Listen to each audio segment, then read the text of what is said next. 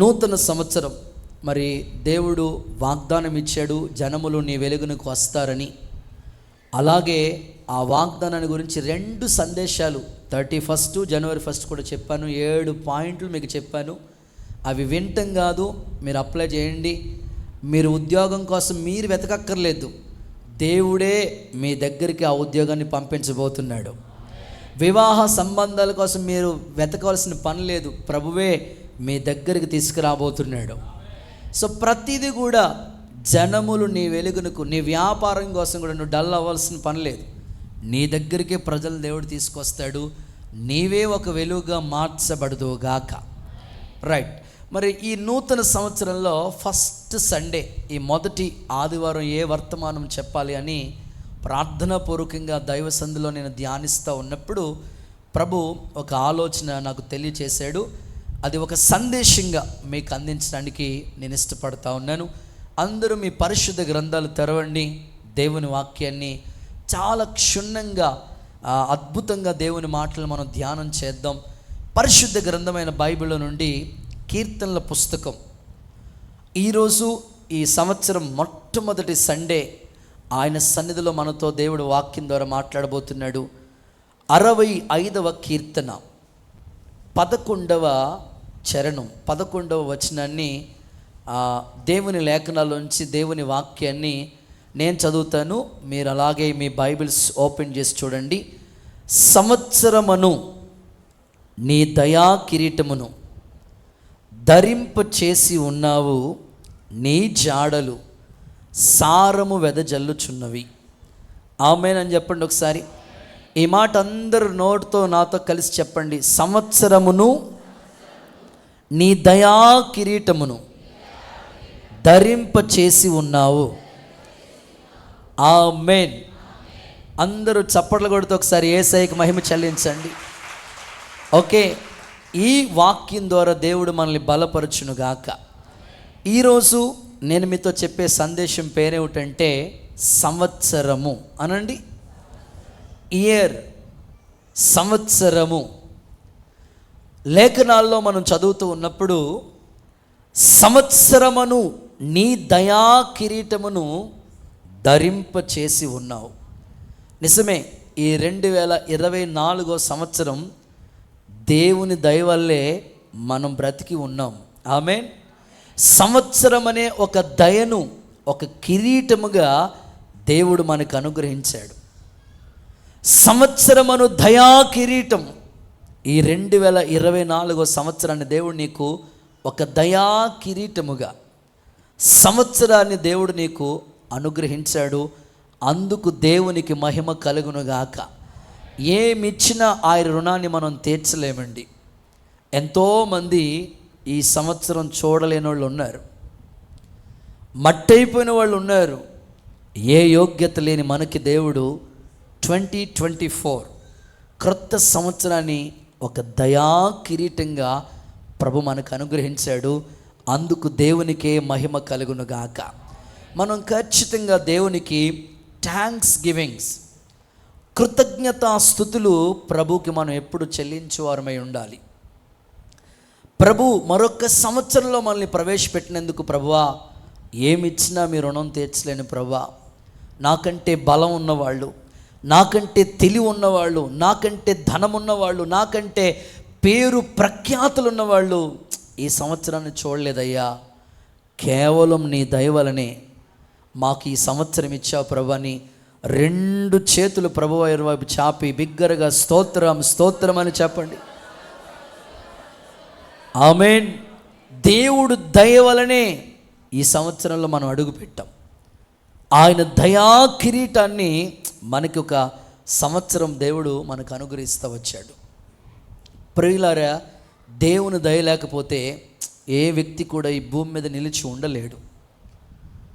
ఆయుష్కాలము దేవుని వరము, ఆయుష్కాలము దేవుని వరము, అనుదినము దేవుని యొక్క అనుగ్రహం. నిజంగా ఈరోజు వరకు మనం ఇలాగ నిలిచి ఉండటం అది దేవుని దయ. భక్తులు ఎందరో దేవుని దయను గురించి వర్ణిస్తూ వచ్చారు. ఒక సహోదరు అంటుంది బైబిల్ గ్రంథంలో, యెహోవా దయ వలన నేను ఒక మనుష్యుని సంపాదించుకున్నాను. నిజమే, దేవుని దయ వల్లనే మీకు పిల్లలు దేవుడు అనుగ్రహిస్తున్నాడు. ఈ సంవత్సరం అనేకుల కుటుంబాల్లో అద్భుతమైన కార్యాలు ప్రభు ప్రారంభించునుగాక. ఆయన దయ లేకపోతే ఒక్క నిమిషం కూడా మనం నిలిచి ఉండలేమండి. కనుక అవన్నిటిని నువ్వు తలపోసుకుంటూ ఉండాలి. ఈ ఫస్ట్ సండే ఆయన మందిరంలో అడుగుపెట్టిన వెంటనే నువ్వు దేవునికి చెప్పవలసింది ఏమిటంటే, ప్రభువా గత సంవత్సరం అంతా నువ్వు కాపాడావు, మరొక క్రొత్త సంవత్సరాన్ని నీ దయనే ఒక కిరీటంగా మాకు అనుగ్రహించవయ్యా, నీకు నిజంగా కృతజ్ఞత చెల్లిస్తున్నామని ప్రభువుని మనం స్తుతించబద్దులమై ఉన్నాం. ప్రభువుని మనం ఘనపరచువారమై ఉన్నాం. ప్రభువుకి అలాగ సజీవ సాక్షులుగా ఈ సంవత్సరం అంతా కూడా మనం దేవుని దయలో వర్ధిల్లే కృప ప్రభు మనకి దయచేయునుగాక. బైబిల్ చెప్తా ఉంది, హబక్కుకు ప్రార్థిస్తూ ఇలా అన్నాడు, యెహోవా సంవత్సరములు జరుగుతూ ఉండగా నీ కార్యములను నూతన పరిచయ్యా. సంవత్సరాలు ఎన్నో జరుగుతున్నాయి. 2020 అయిపోయింది, 21, 22, 23, 24లోకి వస్తాం. సంవత్సరాలు ఎన్నో జరిగిపోతూ ఉన్నాయి. అయితే దేవుని కార్యాలు మన పట్ల నూతన పరచబడాలి. ఆమేన్. గట్టిగా చెప్పండి ఆమేన్. దేవుని కార్యాలు ఇలా నువ్వు ప్రార్థన చేసుకోవాలి. ప్రభా సంవత్సరాలు ఎన్నో జరిగిపోతూ ఉన్నాయి, కానీ నీ కార్యాలు నా పట్ల నూతన పరచబడాలి ప్రభా. నూతనమైన ఆ అనుభవాల్లోకి నేను నడిపించబడాలి. నా హృదయం నూతన పరచబడాలి, నా జీవితం నూతన పరచబడాలి. ఎవడైనా క్రీస్తునందు ఉంటే వాడు నూతన సృష్టి, పాతవి గతించిపోతాయి, సమస్తము క్రొత్తవవుతాయి అని చెప్పారు కదా ప్రభువా. సంవత్సరాలు జరుగుతూ ఉన్నాయి. అప్పటికే ఈ సంవత్సరం ప్రారంభించబడి 1 వీక్, ఈరోజు 7వ తారీఖు, ఒక వారం గడిచిపోయింది. సంవత్సరాలు గడిచిపోతూ ఉన్నాయి, కానీ దేవుని కార్యాలు నీ పట్ల నూతన పరచబడాలి. దైనందిన నీ జీవితాల్లో దేవుని దగ్గర నుంచి నువ్వు గొప్ప కార్యాలు చూడాలి. నీ జీవితం యేసు నామములో నూతన పరచబడునుగాక. గట్టిగా చెప్దాం ఆమేన్. బైబిల్ గ్రంథంలో మనం చూస్తాం కదా, సంవత్సరాది మొదలుకొని సంవత్సరాంతం వరకు దేవుని కన్నులు మన మీద నిలిచి ఉండునుగాక. నేను కోరుకుంటున్నాను, జనవరి ఈ 7వ తారీఖు నుంచి డిసెంబర్ 31వ తేదీ వరకు మనందరి జీవితాల్లో దేవుని కనుదృష్టి మన మీద నిలిచి ఉండునుగాక. ఏమండి, మనుషులే మనల్ని దృష్టి ఉంచితే, కొన్నిసార్లు చెప్తూ ఉంటారు, పిల్లల్ని స్కూల్కి పంపిస్తూ ఉంటారు, వాళ్ళు సరిగ్గా చదవరు.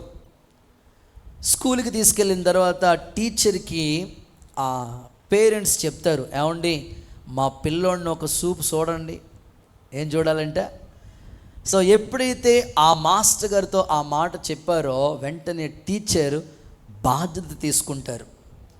ఒక మాస్టర్ గారు చూపే పిల్లల మీద పడితే వాళ్ళకి చక్కని భవిష్యత్తు, మంచి పాఠాలు, ఇంట్రెస్ట్గా ఆసక్తిగా చదువుకోవాలనే హృదయాభిలాష వాళ్ళలో కలుగుతుంది కదా.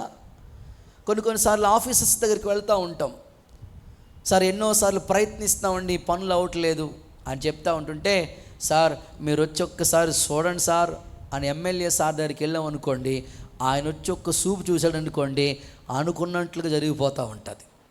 సో మనుషులే ఒక్క చూపు చూస్తే ఇట్లాగ అయిపోతూ ఉంటుంటే, మరి దేవుని కనుదృష్టి సంవత్సరాది మొదలుకొని సంవత్సరాంతం వరకు నీ మీద ఉంటే నీ జీవితం ఎంత ఆశీర్వాదకరంగా ఉంటుంది.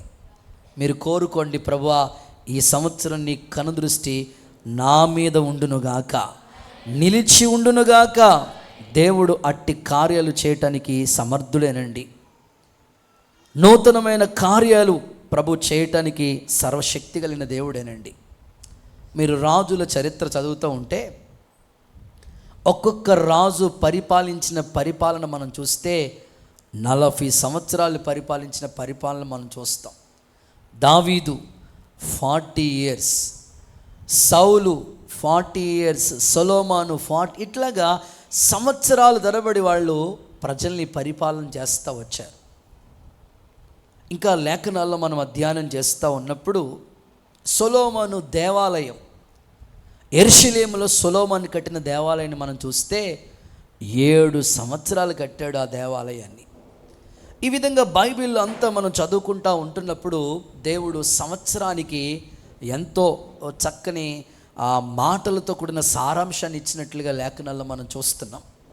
నేను కోరుకుంటున్నాను ఈ 2024 సంవత్సరం దేవుని యొక్క దయను మనకి అందరికీ కిరీటముగా అనుగ్రహించబడునుగాక. పౌలు 3 సంవత్సరాలండి అద్దింట్లో ఉండి సేవ చేశాడు. 3 years. ఆ తర్వాత తన సేవను దేవుడు అద్భుతంగా మార్చాడు. దేవునికి స్తోత్రం. కనుక ఇన్నాళ్ళు, ఎన్ని సంవత్సరాలు, ఇంకెంతకాలం, ఇంకెన్నేళ్ళు నేను ఇబ్బందులు పడాలి, ఇంకెంతకాలం ఇట్లాగా ఉండాలని నువ్వు కృంగిపోవాల్సిన పని లేదు. ఈ మొదటి ఆదివారం, ఈ ఫస్ట్ సండే దైవ సన్నిధిలో కూర్చున్న మీ అందరితో ప్రభు చెప్తున్నాడు, సంవత్సరమును దయా కిరీటాన్ని నేను మీకు ధరింపచేసి ఉన్నాను. చప్పట్ల కొడుతూ యేసయ్యకు ఒకసారి మహిమ చెల్లించండి. సో ప్రభువే ఆయన దయ వలన ఈ సంవత్సరాన్ని మనకిచ్చాడు. కాబట్టి ఈ సంవత్సరం మిస్యూజ్ చేసుకోకండి, టైం వేస్ట్ చేసుకోకండి. ఒక మంచి నిర్ణయాలు తీసుకోండి. దైవ ఆలోచనలతో దైవ భక్తికి అనుబంధంగా మీరు అడుగులు వేయండి. ఈ సంవత్సరం దేవుడు మీకు దీవెనకరంగా మార్చునుగాక. ఒక చిన్న సందర్భం మీకు చెప్తాను. ఒక మాస్టర్ గారు తన పిల్లల్ని పిలిచి స్టూడెంట్స్ అందరికీ ఒక లెసన్ చెప్పాలి, పాఠం చెప్పాలని స్టూడెంట్స్ అందరినీ పిలిచి ఆ గట్టు మీద నిలబడి అక్కడొక కప్పలు ఉన్నాయి, వాటిని చూపించి ఇలా అంటున్నాడు మాస్టర్ గారు, అరే బాబు పిల్లలు, స్టూడెంట్స్, ఈ గట్టు మీద 20 కప్పలు ఉన్నాయి. ఎన్ని కప్పలు ఉన్నాయి? 20 కప్పలు ఉన్నాయి. అందులో 10 కప్పలు చెరువులోనికి దూకాలనుకుంటున్నాయి. ఇంకెన్ని మిగులుతాయి అని అడిగాడు. ఇంకెన్ని మిగులుతాయి? ఓకే, వెంటనే మీ ఆన్సర్ ఏంటి చెప్పండి. ఇంకెన్ని మిగులుతాయి? 10 కప్పలు. వెంటనే స్టూడెంట్ చెప్పారు, సార్ 10 కప్పలు ఉంటాయి సార్. అంటే లేదు మీరు చెప్పిన ఆన్సర్ తప్పు, 20 ఉన్నాయి అన్నాడు. అది ఎట్లా సార్? అందులోకి మీరు లెక్కల మాస్టర్ గారు సార్, మీ దగ్గర నుంచే కదా మేము పాఠాలు నేర్చుకుంటున్నాము. 10 దూకేస్తే ఇంకా 10 ఉంటాయి కదా. లేదు 20 ఉన్నాయి అన్నాడు. 20 ఎట్లా ఉంటాయి సార్? రాంగ్ చెప్తున్నారు సార్. పొద్దున్నే ఏమన్నా మీరు టానిక్ లాగా ఏమన్నా తాగేసి వచ్చారా ఏంటి సార్? లేదు 20 ఉన్నాయి. అదెలా సార్? లెక్క 2 రెళ్ళు 4 కదా సార్, లెక్క తప్పవదు కదా సార్. 10 దూకేస్తే 10 మిగిలి ఉంటాయి కదా సార్. అట్లా అంటే కాదు 20 ఉన్నాయి. ఎట్లా రా నాన్న, ఎట్లా సార్ అని అడిగారు. అడిగిన వెంటనే పిల్లలతో సార్ చెప్తున్నారు, అవి 20 గట్టు మీదే ఉన్నాయి. 10 దూకాలనుకున్నాయి కానీ దూకలేదు, అక్కడే ఉన్నాయి. స్తోత్రం చెప్పండి ఒకసారి. దూకాలని అనుకున్నాయి కానీ దూకలేదు. కొత్త సంవత్సరంలో చాలామంది తీర్మానాలు చేసుకుంటారు. అస్సలే 3 గంటలు ప్రార్థన చేస్తాను, 10 అధ్యాయాలు చదివేస్తాను, ఒక్కరికైనా సువార్త చెప్పకుండా భోజనం చేయను, మా కొలీగ్స్ని, మా స్ట్రీట్లో ఉన్న వాళ్ళని ప్రభు కొరకు సంపాదిస్తాను, ఎన్నెన్నో చేసేస్తాను అని చాలామంది తీర్మానాలు చేసుకుంటారు. కొత్త సంవత్సరంలో 1 వారం గడిచిన తర్వాత మరలా తీర్మానాలన్నీ మర్చిపోతూ ఉంటారు. కప్పలన్నీ దూకేద్దాం అనుకున్నాయి కానీ గట్టు మీద ఉండిపోయాయి. నేనంటాను, మీ తీర్మానాలు అట్లా ఉండకూడదు. ఈ సంవత్సరం దేవుని దయ మీ మీద నిలిచి ఉండునుగాక. ఈ సంవత్సరం ప్రభు కోసం గొప్ప కార్యాలు చేబెట్టుదుముగాక. ఈ సంవత్సరం ప్రణాళికతో అద్భుతమైన సేవ జరుగునుగాక. నేను ఆశపడుతున్నాను, నేను కోరుకుంటున్నాను. ఒక దయా కిరీటముగా దేవుడు ఈ సంవత్సరాన్ని నీకు ఇచ్చినప్పుడు అశ్రద్ధగా ఉండొద్దు, కాలాన్ని, టైంని వేస్ట్ చేసుకోవద్దు. ఈ సంవత్సరం మంచి నిర్ణయాలతో నువ్వు అడుగులు వేయగలిగితే ఈ సంవత్సరం నీకు దీవెన కలిగిన సంవత్సరంగా ప్రభు మార్చునుగాక. సంవత్సరమును దయాకిరీటం ప్రభు నీకు ఇచ్చాడు. అయితే ఈ సంవత్సరం ఎలా ఉంటుంది? ఈ సంవత్సరం ఎలా ఉంటుంది? ఈ సంవత్సరంలో మనం ఎలాగ ఉండాలి? ఈ సంవత్సరంలో మనం చేయవలసిన పనులు ఏంటి? దేవుడు మనకు చేసే పనులు ఏమిటో 3 మాటలు, కట్టే కొట్టే తెచ్చినట్లుగా 3 మాటలు. ఈ సంవత్సరం ఎలా ఉంటుంది అని అడిగితే 3 మాటలు మీకు చెప్తాను. సో ఈ 3 మాటలు మీరు టిక్ చేసుకుని నోట్ చేసుకోవటమే కాదు, దాన్ని అప్లై చేసుకోవాలి. తీర్మానం తీసుకుని అలా ఉండిపోవడం కాదు, అలాగ మీరు ఆ తీర్మానానికి తగినట్లుగా జీవించాలి. ఈ సంవత్సరం ఎలా ఉంటుంది బ్రదర్ అని అంటే ఆ ప్రశ్న మీరు నోట్ చేసుకోండి. 3 మాటలు చెప్తాను మీకు. సంవత్సరం అనే దయాకిరీటం ప్రభు మనకి ఇచ్చాడు కదా, ఈ సంవత్సరం ఎలా ఉంటుంది అనే ఆలోచన కలిగి దేవుని వాక్యాన్ని మీరు వింటే బైబిల్లోంచే 3 మాటలు మీ ముందు పెడతాను. చదవండి. మొట్టమొదటి మాట యెషయా ప్రవచన గ్రంథం 63వ అధ్యాయం 4వ వాక్యాన్ని చదువుదాం. యెషయా గ్రంథం 63వ అధ్యాయం 4వ వచనం చదువుదాం. పగ తీర్చుకొని దినము నా మనస్సుకు వచ్చెను. కింద వచ్చి విముక్తి చేయదగిన సంవత్సరము వచ్చి ఉండెను. చప్పట్లు కొడుతూ యేసయ్యకు ఒకసారి కొట్టిదేదో గట్టిగా కొట్టొచ్చు కదా. ఆమేన్, హల్లెలూయా. సో మొదటి మాట విముక్తి చేయదగిన సంవత్సరం అనండి. ఈ సంవత్సరం దేవుడు నీకు ఎలాగ దయా కిరీటంగా ఆయన అనుగ్రహించాలనుకుంటున్నాడంటే, నీ జీవితంలో ఎన్నాళ్ళు సంవత్సరాలు దాటుకుంటా వచ్చేసావు. క్రొత్త సంవత్సరాలు అడుగుపెట్టి వారం రోజులు అయిపోయింది. ఈ మొదటి ఆదివారం ఫస్ట్ సండే దైవ సన్నిధిలో కూర్చున్న నీతో ప్రభు మాట్లాడుతున్నాడు. ఈ సంవత్సరం నీ జీవితం ఎలా ఉండాలని ఆయన కోరుకుంటున్నాడంటే, నీకు విముక్తిని దయచేయాలని ప్రభు కోరుకుంటున్నాడు. విముక్తి చేయదగిన సంవత్సరం మనకి వచ్చి ఉన్నది. ఆమేన్. ఇదే మాట ఫస్ట్ పేజీలో క్యాలెండర్లో నేను డిజైన్ చేయించాను. ఈ సంవత్సరం మీ జీవితానికి యేసు నామములో విముక్తి కలుగునుగాక. ఎన్నో సంవత్సరాల నుంచి నాకు విడుదల దొరకట్లేదు, విముక్తి రావట్లేదు, ఎప్పుడు ఈ కన్నీళ్లు పోయేవి, ఎప్పుడు ఈ కష్టాలు తొలగిపోయి, ఎప్పుడు ఈ బాధల నుంచి నేను విడుదల పొందేది అని నువ్వు హృదయ ఆవేదనతో కృంగి ఈ స్థలంలో నువ్వు కూర్చుని ఉంటే, దేవుడు నీతో బహుస్పష్టంగా మాట్లాడుతూ ఉన్నాడు. నీకు విముక్తి చేయదగిన సంవత్సరం ఈ 2024ని దేవుడు నీకు దయాకిరీటంగా ఇచ్చాడు. ఆమేన్. నీ జీవితంలో ఇన్నాళ్ళు ఇంకా వీటిలోంచి నాకు విముక్తి దొరకట్లేదు, ఇంకా నాకు విడుదల రావటం లేదు అని నువ్వు కృంగి కలవరాల మధ్యలో నీవు ఉంటే, ఈ ఉదయకాలమే దేవుని వాక్యం నీతో మాట్లాడుతుంది. ఈ సంవత్సరం నీ కన్నీళ్లు తుడిచివేసి యేసు నామములో నీ తల మీద నిత్యానందం ఉండునుగాక. నీ దుఃఖ దినములు సమాప్తమగునుగాక. నీ దుఃఖము నిట్టూర్పు ఎగిరిపోవునుగాక. విముక్తిని ఇవ్వటానికే ఆయన ఒక సంవత్సరాన్ని నీకు ఇచ్చాడు. ఏ విషయాల్లో నాకు ఇంకా విడుదల రాలేదు, నాకు ఇంకా విముక్తి దొరకలేదని నువ్వు కృంగుతూ ప్రార్థన కూడా చేసుకోలేకుండా బాధలోనే నువ్వు ఉంటే, ఈ ఉదయకాలమే దేవుని స్వరం నీకు వినబడుతూ ఉంది. ఆయన వాక్కుని పంపి కార్యాలు ప్రభు ప్రారంభించాలనుకుంటా ఉన్నాడు. యేసు నామములో నీకు విముక్తి దొరుకునుగాక. మీరు యెషయా గ్రంథం 61వ అధ్యాయం మొట్టమొదటి వచనాన్ని మీరు చూస్తే, నలిగిన హృదయమును దృఢపరచుటకు, చెరలో ఉన్న వారిని విడిపించటానికి, బంధింపబడిన వారికి విముక్తిని ఇవ్వటానికి దేవుడు తన కుమారుని ఈ లోకానికి పంపించాడు. బంధింపబడిన వారిని విముక్తి చేయటానికి యేసుక్రీస్తు ప్రభు ఈ లోకానికి వచ్చిన ముఖ్య ఉద్దేశం బంధించబడిన వారిని విముక్తి చేయటానికి, చెరలో ఉన్న వారిని విడిపించటానికి. ఈ సంవత్సరాన్ని దేవుడు ఒక దయా కిరీటంగా నీకు ఇచ్చాడు. యేసు నామములో నీ బంధకాలన్నీ తొలగిపోవునుగాక, విడుదల దొరుకునుగాక, విముక్తి కలుగునుగాక. నువ్వు ప్రార్థన పూర్వకంగా దేవుని మాటను విశ్వసించగలిగితే, ఈ సంవత్సరం నువ్వు ఎన్నో రోజుల నుంచి నాకు ఎప్పుడు దొరుకుతుంది విడుదల, నాకు ఎప్పుడు వస్తుంది ఈ బంధకాల నుంచి నాకు విడుదలని నువ్వు కృంగిపోతూ బాధపడుతూ ఉన్నావు. దేవుడు నీతో మాట్లాడుతున్నాడు. నీ భర్తకి ఈ సంవత్సరమే మారు మనసు వచ్చునుగాక. యేసు నామములో ఆయన బంధకాలన్నీ తొలగిపోవునుగాక. చాలామంది పిల్లలు మాట వినక చెరలో వెళ్ళిపోతున్నారు, పాపంలోకి వెళ్ళిపోతున్నారు. అలాంటి పిల్లల్ని దేవుడు ఈ సంవత్సరం విడుదల చేయునుగాక. మాట వినని పిల్లలు, మారు మనసు లేని నీ భర్త,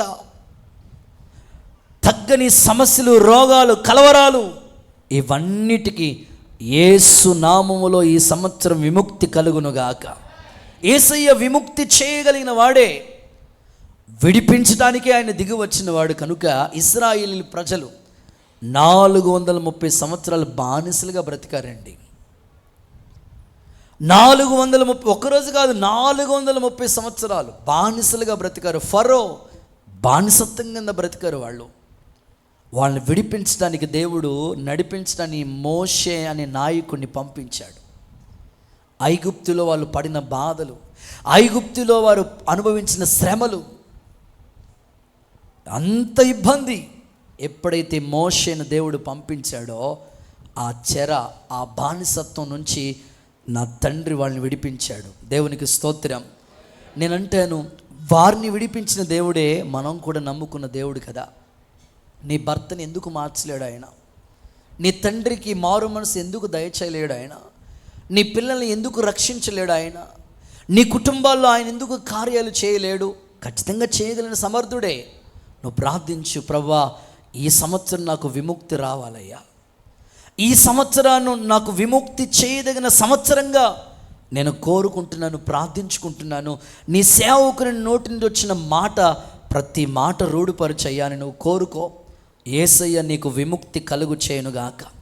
బైబిల్ గ్రంథంలో ఇంచుమించు వారు 6 సంవత్సరాలు, పాత నిబంధన గ్రంథం మనం చదువుతూ ఉంటున్నప్పుడు 6 సంవత్సరాలు వాళ్ళు బానిసలుగా బ్రతకాలి. 6 years.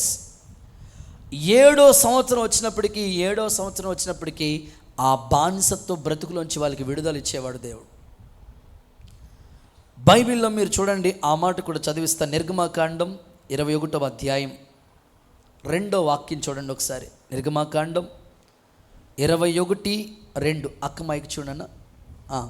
నీవు హెబ్రీయుడైన దాసుని కొనిన ఎడల, ఓకే, వాడు 6 సంవత్సరములు దాసుడై ఉండి 6 సంవత్సరాలు దాస్యత్వం దాసుడిగా ఉండాలి. 7వ సంవత్సరమున ఏమయ్యూ ఇయ్యకయే నిన్ను విడిచి స్వతంత్రుడు.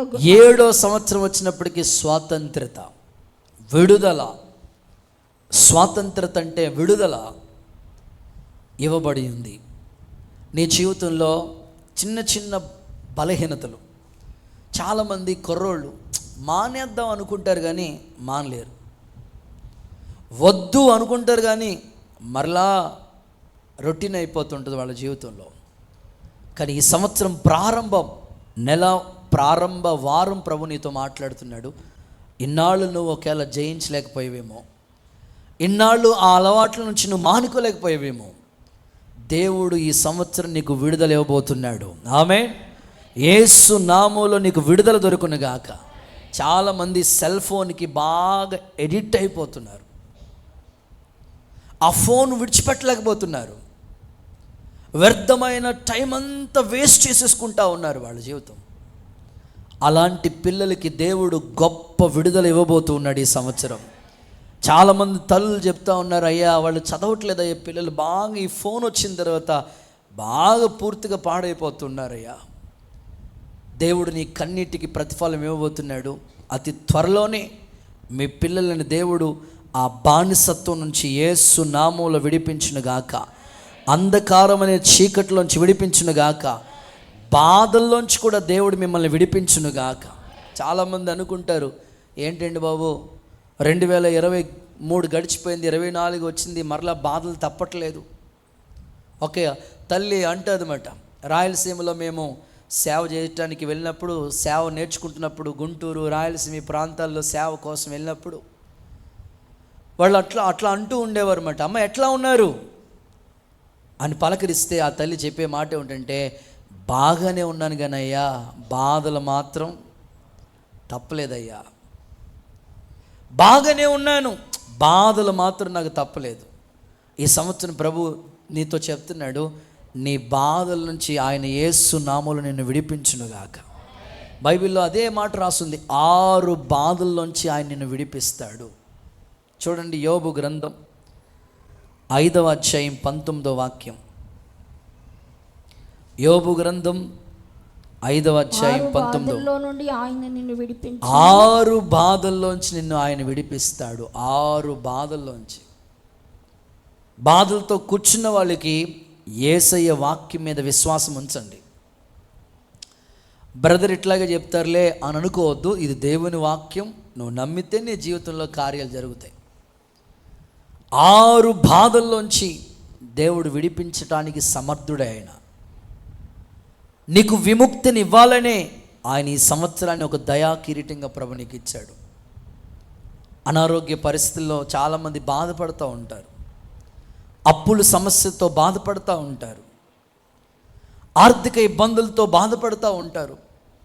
మాట వినని కుటుంబంలో సమస్యలు చూస్తున్నప్పుడు బాధించబడుతూ ఉంటారు. భర్త చేత బాధించబడుతున్న వాళ్ళు ఉంటారు. భార్య చేత ఇట్లా కుటుంబంలో ఎన్నో బాధలు ఉంటాయి. 6 బాధల్లోంచి కూడా దేవుడు నీకు విడిపించడానికి ఆయన సమర్థుడే. ఈ సంవత్సరాన్ని దేవుడు నీకు విముక్తి చేయదగిన సంవత్సరంగా యేసు నామములో ప్రభు మార్చునుగాక. మీరు అడగవచ్చు, అన్నయ్య ఎట్లా నాకు విడుదల దొరికేది, ఎట్లా నాకు విముక్తి దొరికేది అని అంటే ఒక సందర్భం మీకు చెప్తాను. సేన అనే ఒక దెయ్యం పట్టిన ఒక యవనస్తుడు ఉన్నాడు. ఆ దెయ్యం పేరే సేనా దెయ్యం. ఈ యవనస్తుడు బంధించబడి ఉన్నాడు. అతని గురించి లేఖనాలు చదువుతూ ఉన్నప్పుడు అతన్ని విడిపిద్దామని ఎంత ట్రై చేస్తున్నా సరే ఎవ్వరి వల్ల కావటం లేదు. అదే బంధకాల్లో ఆ యవనస్తుడు ఉండిపోయాడు. ఎవ్వరు సాధు చేయలేకపోయారంట. యవనస్తులు ఉంటే ఎక్కడ ఉండాలండి? ఉంటే దేవాలయంలోకి ఉండాలి, లేకపోతే కాలేజీలోనో స్కూల్లోనో ఉండాలి, ఇంటి దగ్గర ఉండాలా. కానీ ఈ యవనస్తుడు ఎక్కడున్నాడు తెలుసా? సమాధుల దగ్గరికి వెళ్ళి కూర్చున్నాడు. అంటే ఉండకూడని స్థలాల్లో చాలామంది ఈ రోజున యూత్, అక్కడ వాళ్ళకి ఏం పని లేదు, కానీ ఉండకూడని స్థలాలకి వెళ్ళి టైం అంతా కాలక్షేపం చేసే యవనస్తులు నేటికి సమాజంలో ఉన్నారు. ఉండకూడని స్థలాల్లోకి వెళ్ళి కూర్చుంటున్నాడు. ఇంకా మీరు చూస్తే అతన్ని ఎవ్వరు సాధు చేయలేకపోయారండి. అంతగా బంధించబడ్డాడు, సంఖ్యలతో బంధించబడ్డాడు. ఇంకా తన జీవితాన్ని గురించి మీరు ఆలోచిస్తే గాయాలు చేసేసుకున్నాడు. గాయాలు. చాలామంది యూత్ని మీరు చూడండి. సో ఏదైనా చిన్నది అనుకోని సంఘటన తన జీవితంలో ఎదురైందనుకోండి, ఫెయిల్యూర్స్ తనకు ఎదురైనాయి అనుకోండి, వెంటనే బ్లేడ్ తీసుకుని చేయి కోసేసుకుంటూ ఉంటారు, తలకాయ తీసుకుని గోడ్ని కొట్టేసుకుంటూ ఉంటారు, గాయాలు చేసేసుకుంటూ ఉంటారు. ఇలాంటి స్థితిలో ఉన్న యవనస్తుడిని ఎవరు విడిపించారు తెలుసా?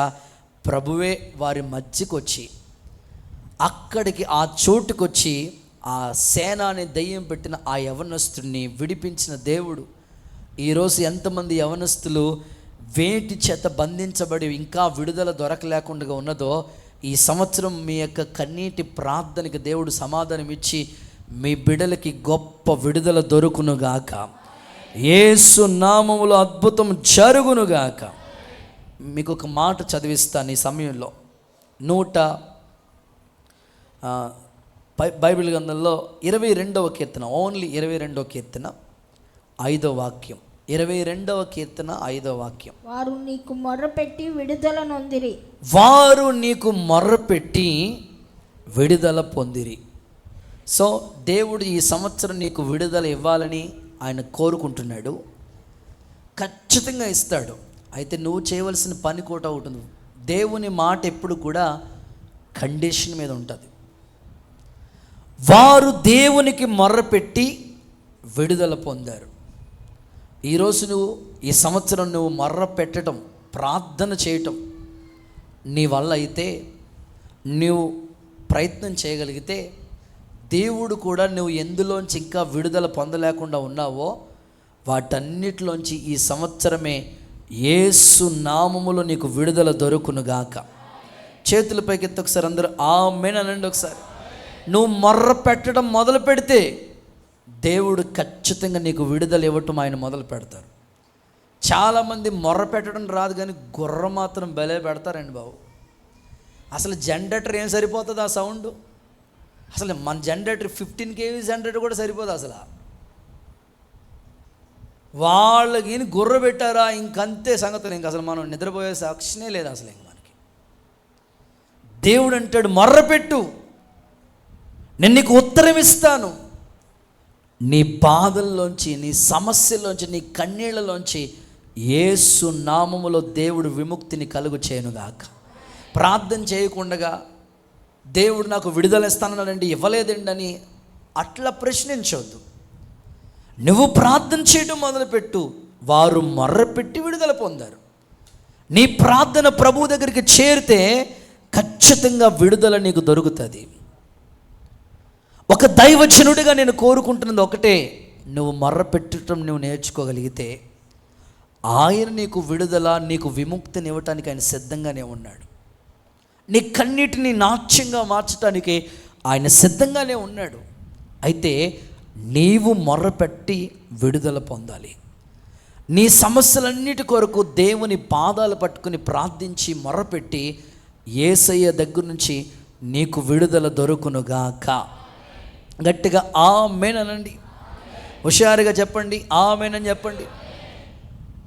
చాలామందికి మొర్రపెట్టడం అంటే ప్రార్థన చేసే అనుభవం రాదు. కొంతమంది ప్రార్థన ఎట్లా ఉంటారంటే, ప్రార్థన కొంతమందికి ఊత పదంగా మారిపోతూ ఉంటాయి. కొన్ని పదాలు ప్రార్థన చేయండి రా బాబు అని అంటే వాళ్ళ ప్రార్థన ఎట్లా ఉంటుందంటే ఊత పదం. ఎట్లా బ్రదర్ అంటే తండ్రి తండ్రి తండ్రి తండ్రి తండ్రి తండ్రి తండ్రి తండ్రి నాయన నాయన నాయన నాయన దేవా దేవా దేవా, ఇంకా ఎప్పుడు ముగిస్తారో తెలియదు. అట్లాగా ఊత పదంగా కాదు. మీరు చాలా సీరియస్గా ఉన్నారు కాబట్టి ఒక మాట చెప్తాను. నన్ను స్టేజ్ మానిటర్ ఆగించండి, హల్లెలూయా అని చెప్పండి ఒకసారి, హుషారుగా చెప్పండి. కొత్తగా పెళ్ళి అయిందంటే ఇలాంటివి అయితే బాగా వింటారు, నాకు తెలుసు కదా. కొత్తగా పెళ్ళి అయిందంటే ఇద్దరు నవ దంపతులు కొత్త నవ దంపతులు ఇద్దరు కూడా పెళ్లి చేసుకున్నారు. ఆ రోజులు గడుస్తూ ఉన్నాయి. ప్రతిరోజు వాళ్ళ ఇంట్లో భర్త కుటుంబ ప్రార్థన చేయటం అలవాటు మాట. తనకి సండే స్కూల్కి వెళ్ళినప్పటి నుండి దేవుని మీద నమ్మకం ఉంది. విశ్వాసిగా భక్తిలో ఎదిగాడు ఆ కుమారుడు. ఆ సండే స్కూల్లో చక్కని పాఠాలు నేర్చుకున్నాడు. సండే స్కూల్ టీచర్ చెప్పిన పాఠాలన్నీ కూడా చక్కగా విన్నాడు, నేర్చుకున్నాడు. దైవభక్తికి సంబంధించిన భక్తిలో ఎదిగాడు. వివాహం అయ్యింది. తనకి రెగ్యులర్గా ఇంట్లో 7 అయితే, ఈవినింగ్ 7 o'clock అయితే కుటుంబ ప్రార్థన చేస్తాడు. వినాలి, ఉదయకాలము 5 అయితే స్తోత్ర ప్రార్థన చేస్తాడు. ఇట్లాగా డైలీ కుటుంబ ప్రార్థన చేయటం ఆ కుమారుడికి అలవాటు మాట, చాలా అలవాటు మాట. రెగ్యులర్గా కంటిన్యూగా పెళ్ళైనా ఉద్యోగమే వచ్చినా ఏదొచ్చినా తన అలవాటు మాత్రం ఇంకా కంటిన్యూగా అలవాటు చేసుకుంటూ అనేకుల్ని ప్రార్థనలోకి నడిపించాలని తన ఆశ మాట. వివాహమైన క్రొత్తలో ప్రారంభంలో ఇంట్లో కుటుంబ ఆరాధన చేసుకుందాం రా అని తన భార్యని పిలిచి చాపేసి చక్కగా ప్రార్థన చేయడం మొదలుపెట్టాడు. భార్యకి అంత రెడీమేడ్ భక్తే. స్తోత్రం చెప్పండి ఒకసారి, చేతులు పైగా చెప్పండి అమ్మా. అంత రెడీమేడ్ భక్తే.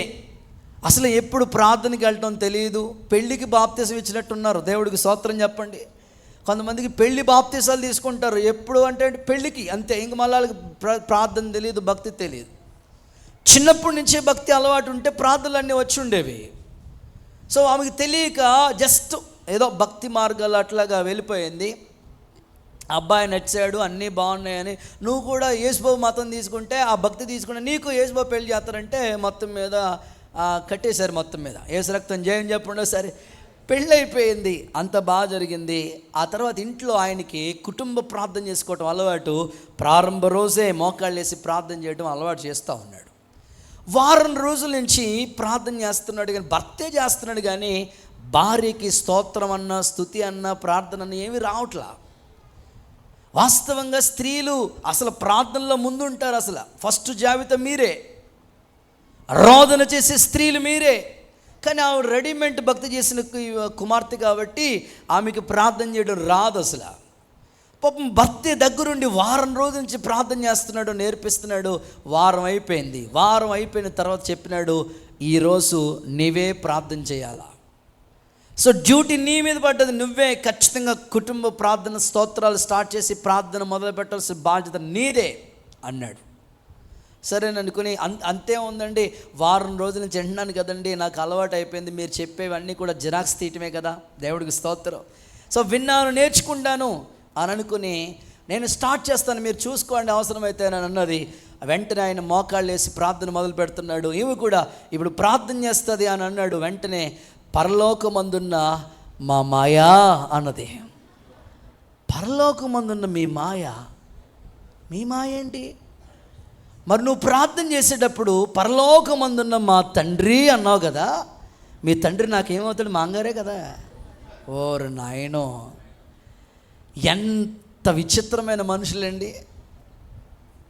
కొంతమందికి ప్రార్థన అంటే ఏంటో అదేదో ఊతపదంగా, అలవాటు పరంగా ఇట్లాంటి భక్తి చేసేవాడు. ఆ విధంగా కాదు.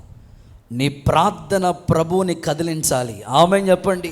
నీ ప్రార్థన కార్యాలు జరగాలి.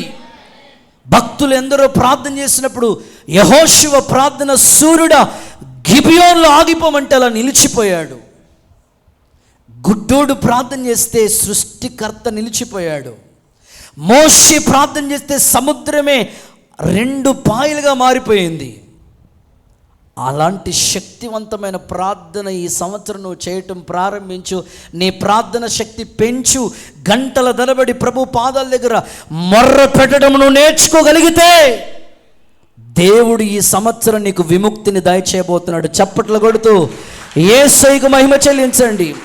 నీ జీవితంలో నీ భార్య, నీ భర్త అయిన ఏ సమస్య అయినా సరే నువ్వు మొర్ర పెట్టడం మొదలుపెట్టంతే దేవుడు నీకు ఈ సంవత్సరం ఖచ్చితంగా విడుదల ఇస్తాడు. ఈ సంవత్సరం విముక్తి చేయదగిన సంవత్సరంగా మారునుగాక. నేను మరలా చెప్తున్నాను, నువ్వు మొర్ర పెడితే చాలు. ఈ సంవత్సరం నీకు విముక్తి దొరకాలంటే నువ్వు మొర్రపెట్టు. సమయం దొరికితే ప్రభు పాదాల దగ్గర మరియ ఉత్తమమైనదాన్ని సంపాదించుకుంది అన్నట్లుగా ప్రభు పాదాల దగ్గర కూర్చో. అనుదినము నా గడప దగ్గర కూర్చుని నా ఉపదేశం కొరకు కనిపెట్టేవారు ధన్యులని ప్రభు చెప్పినాడు. టైం వేస్ట్ చేసుకోవద్దు. నీ పిల్లల కోసం, నీ వీధి కోసం, నీ గ్రామం కోసం, నీ భవిష్యత్తు కోసం. మనందరికీ మన భవిష్యత్తు తెలియదు. మనకి భవిష్యత్తు ఇచ్చిన వాడు ప్రభు కాబట్టి ఆయన పాదాల దగ్గర నీ సమస్య అంతా చెప్పుకుంటే మంచి భవిష్యత్తు నీకు ఇస్తాడు. విముక్తి నీకు దొరుకుతుంది. చాలామందికి జ్ఞానం ఉండదు, జ్ఞాపక శక్తి ఉండదు. వాళ్ళంటూ ఉంటారు, ఎంత చదువుకున్నా నాకు గుర్తుండట్లేదండి. నువ్వు ప్రార్థన చేయి. ప్రభా సొలొమోనుకి జ్ఞానం ఇచ్చినట్లుగా నాలో మతిమరుపు తొలగించి నాకు విముక్తినిచ్చి దైవ జ్ఞానంతో నింపు ప్రభు అంటే మంచి భవిష్యత్తు నీకు ఇస్తాడు. తమ్ముడా, నువ్వు మొర్ర పెట్టకుండా నాకు విడుదల రాలేదు అని అంటే ఎట్లా? నువ్వు మొర్ర పెట్టడం మొదలుపెట్టు, దేవుడు కార్యాలు చేయటం మొదలు పెడతాడు. విముక్తి దొరుకునుగాక. గట్టిగా ఆమేన్. ఇంకొక సందర్భం కూడా చెప్తాను. ప్రార్థన మొర్రపెట్టడం. అతడు నన్ను ప్రేమించుచున్నాడు గనుక నేను అతన్ని తప్పిస్తా. అతడు నా నామమును ఎరిగినవాడు గనుక నేను అతడు మొర్రపెట్టగా నేను అతనికి ఉత్తరం ఇస్తాను. నా రక్షణ అతనికి చూపిస్తాను. దీర్ఘాయువు చేత అతన్ని తృప్తిపరుస్తానన్నాడు దేవుడు. నువ్వు మొర్రపెట్టు, ప్రార్థించు, రోధించు. ఇన్నాళ్ళు లాస్ట్ ఇయర్ 2023 అంతా కూడా ఒకవేళ ఒక 10 నిమిషాలు ప్రార్థన చేసేదానివేమో, ఒక ½ అన్ అవర్ ప్రేయర్ చేసి, లేకపోతే 1 అవర్ ప్రేయర్లో గడిపేవాళ్ళు. ఈ సంవత్సరం నువ్వు ప్రార్థన సమయం పెంచు. దేవుడు సన్నిధిలో ఒక దూరం వెళ్ళాలి. ఇక్కడి నుంచి రాజమండ్రి పోవాలి, లేకపోతే కాకినాడ వెళ్ళాలి. ఒక ½ లీటర్ పెట్రోల్ అయితే వెళ్తుంది బైక్లో. దూరం వెళ్ళాలంటే ఎక్కువ ఆయిల్ వేయాలి. నీకు సమస్యలు ఎక్కువ ఉన్నాయంటే నువ్వు ఎక్కువ ప్రార్థన చేస్తే త్వరగా విడుదల వచ్చేస్తుంది అంతే. మనం ఏం చేస్తామంటే సమస్యలు ఎక్కువగా ఉన్నాయి కానీ అసలు ప్రార్థనే మర్చిపోతూ ఉంటాం. ఈరోజు దైవ సన్నిధిలో పరిశుద్ధాత్మ ప్రేరణతో ఈ మాటలు మీకు అందిస్తున్నాను. మొర్రపెట్టి వాళ్ళు విడుదల పొందారు. ఈ సంవత్సరం విముక్తిని ఇస్తానని దేవుడే తన వాక్యంలో రాసి ఉంచాడు. నీ జీవితంలో నెరవేర్చాలంటే నువ్వు మొర్రపెట్టి నీవు ప్రభు పాదాలు పట్టుకుని కన్నీళ్లతో, యాకోబు అంటాడు కదా, నువ్వు ఆశీర్వదిస్తేనేగా నేను పోనివ్వను. 20 సంవత్సరాల నుంచి ఎంత వేదన చెందాడండి. ఒక్క ఆశీర్వాదం లేదు యాకోబుకి. ఆ ఒక్క రాత్రి దేవుని పాదాలు పట్టుకుని మొర్ర పెట్టుకుని ఒక గొప్ప దీవెన పొందుకుని వెళ్ళాడు కదా. ఇక్కడి నుంచి నువ్వు తిరిగి వెళ్ళేటప్పుడు కూడా ప్రభు పాదాలు పట్టుకుని మొర్ర పెట్టగలిగితే నీ కుటుంబానికి ఈ సంవత్సరం యేసయ్య విముక్తిని కలుగు చేయనుగాక. ఒక సందర్భం చెప్తాను. మొర్ర పెట్టడం అంటే చాలామంది ప్రార్థన చేసే విధానం ఇప్పటికీ కూడా చాలామంది కొంతమందిలో ఇలా అడుగుతుంటారు, పాస్టర్ గారు అదేదో మంత్రం చదువుతున్నారు కదండి, ప్రార్థన రాసిచ్చేయండి బాబు, నాకు రాదంట. మంత్రం అంట ప్రార్థన, రాసిచ్చేసేది కాదు ఇది. నీ బాధ ఇతరులతో ఎలా చెప్తున్నావు, నీ పక్కింటి వాళ్ళతో ఎట్లా మాట్లాడుతున్నావు, నీ బంధువులతో, మీ తల్లితో, మీ తండ్రితో ఎట్లా మాట్లాడుతున్నావు, దేవునితో కూడా నీ సంభాషణ. అంటే ప్రారంభం, అంటే దేవునితో మనం చెప్పుకోవడం అన్నమాట. మన సమస్య ప్రభుతో పంచుకోవాలి. ఇప్పుడు ప్రార్థన ఎలా చేయాలి అనే ప్రశ్న వాళ్ళలోకి వచ్చింది. 4 కుర్రోళ్ళకి ప్రార్థన ఎలా చేయాలి అనే ప్రశ్న వచ్చింది. వస్తే ఒకడంటున్నాడు, ప్రార్థన అంటే ఏమీ లేదు, అసలు ప్రార్థన అంటే మోకరించి కళ్ళు మూసుకుని ప్రార్థన చేస్తే దేవుని దగ్గర నుంచి వెంటనే సమాధానం వస్తుంది అన్నాడు ఒకడు. ఇక రెండో వాడు వచ్చాడు, బాబు ప్రార్థన ఎట్లా చేయాలి? ప్రార్థన నిలబడి ఆకాశం వైపు చేతులెత్తి ప్రభువుకి ప్రార్థన చేస్తే సుంకరి ప్రార్థన దేవుడు విన్నాడు. ఆకాశం వైపు చేతులెత్తి ప్రార్థన చేస్తే ప్రార్థనకి సమాధానం వస్తుంది అని చెప్పినాడు. సరే, మూడోవాడు అన్నాడు, అసలు ప్రార్థన అంటే ప్రార్థనలో కళ్ళు మూసుకోమని బైబిల్ ఎక్కడ ఉంది? ప్రార్థన అంటే కళ్ళు తెరిచి గొడ్ల గోవులాగా తెరిచి చూసి ప్రార్థన చేయాలి అన్నాడు. ఇక 4వ వచ్చాడు. ఇక ప్రార్థన అంటే ఎట చేయాలనుకున్నాం? ఈ 3 ఆర్డర్లు ఏం కాదు, కానీ ప్రార్థనకి సమాధానం రావాలంటే 2 కాళ్ళు పైకెత్తి 2 చేతులు కిందకెత్తి ప్రార్థన చేస్తే అద్భుతమైన జవాబు వచ్చేస్తుంది అన్నాడు. అవునా? 2 కాళ్ళు పైకెత్తి 2 చేతులు కిందకెత్తి అది ఎట్లా సాధ్యం బ్రదర్ అని వీళ్ళు ముగ్గురికి ఒకరికొకరు డౌట్ వచ్చి అసలు చేయగలమా, అది అసలు అవుతుందా? లేదు నేను అలాగే ప్రార్థన చేశాను, అంటే నాకు దేవుడు రిజల్ట్ ఇచ్చేసాడు అన్నాడు. అవునా? 2 కాళ్ళు పైకెత్తి 2 చేతులు ఎట్లా చేయగలిగావు బాబు నువ్వు అంటే, ఏమీ లేదు, నేను నడుచుకుంటా వెళ్తున్నాను. నేను నడుచుకుంటా వెళ్తున్న దారిలో భూమి కిందకే ఉన్నది బావి. స్తోత్రం చెప్పండి ఒకసారి. నువ్వు వరలు లేవు, పైకి లేవు, భూమి సరి ఉంది మాట ఆ బావి. నేను నడుచుకుంటా వెళ్ళిపోతా ఉన్నాను, గబాలే డ్రైన్లో పడిపోయినట్లుగా బావి భూమి కిందకే ఉన్నాడు. అప్పుడే పడిపోయిన వెంటనే 2 కాళ్ళు అలాగ పైకెత్తినాయి, 2 చేతులు పైకెత్తి దేవా కాపాడను అంతే. దేవుడు నా ప్రార్థన ఆలకించడానికి కాపాడాడు. ప్రార్థన అంటే అటు చేయాలండి. కష్టం వచ్చినప్పుడు అనుకోకుండా పడిపోయాడు కాబట్టి దేవా కాపాడమంటే దేవుడు కరుణించాడు. ప్రార్థన అంటే మోకాళ్ళు వేయాలండి. చాలామందికి ప్రార్థన అంటే బాసిపడేసి కూర్చుంటారు. ప్రార్థన అంటే ఏంటో వాళ్ళకి అర్థం కాని పరిస్థితిలో ఉంటుంది. నువ్వెప్పుడు ప్రార్థన చేసినా మోకరించి ప్రార్థన చేయగలిగితే మోకాళ్ళ ప్రార్థన దేవుని దగ్గర నుంచి సమాధానం వస్తుంది అంతే. గట్టిగా చెప్పండి ఆమేన్. ఈ సంవత్సరం నీకు విముక్తి కావాలి. నీకు దేవుడు సంవత్సరాన్ని ఒక దయాకిరీటంగా ఇచ్చాడు. అయితే ఈ సంవత్సరం నీకు ఎలా ఉండాలి అని ప్రభు కోరుకున్నాడంటే విముక్తి చేయదగిన సంవత్సరం. నువ్వు ప్రార్థన చేసి విడుదల పొందు. యేసయ్య నీ జీవితంలో కార్యములు మొదలుపెట్టును గాక. రెండవ సందర్భం చెప్తాను, సెకండ్ వన్.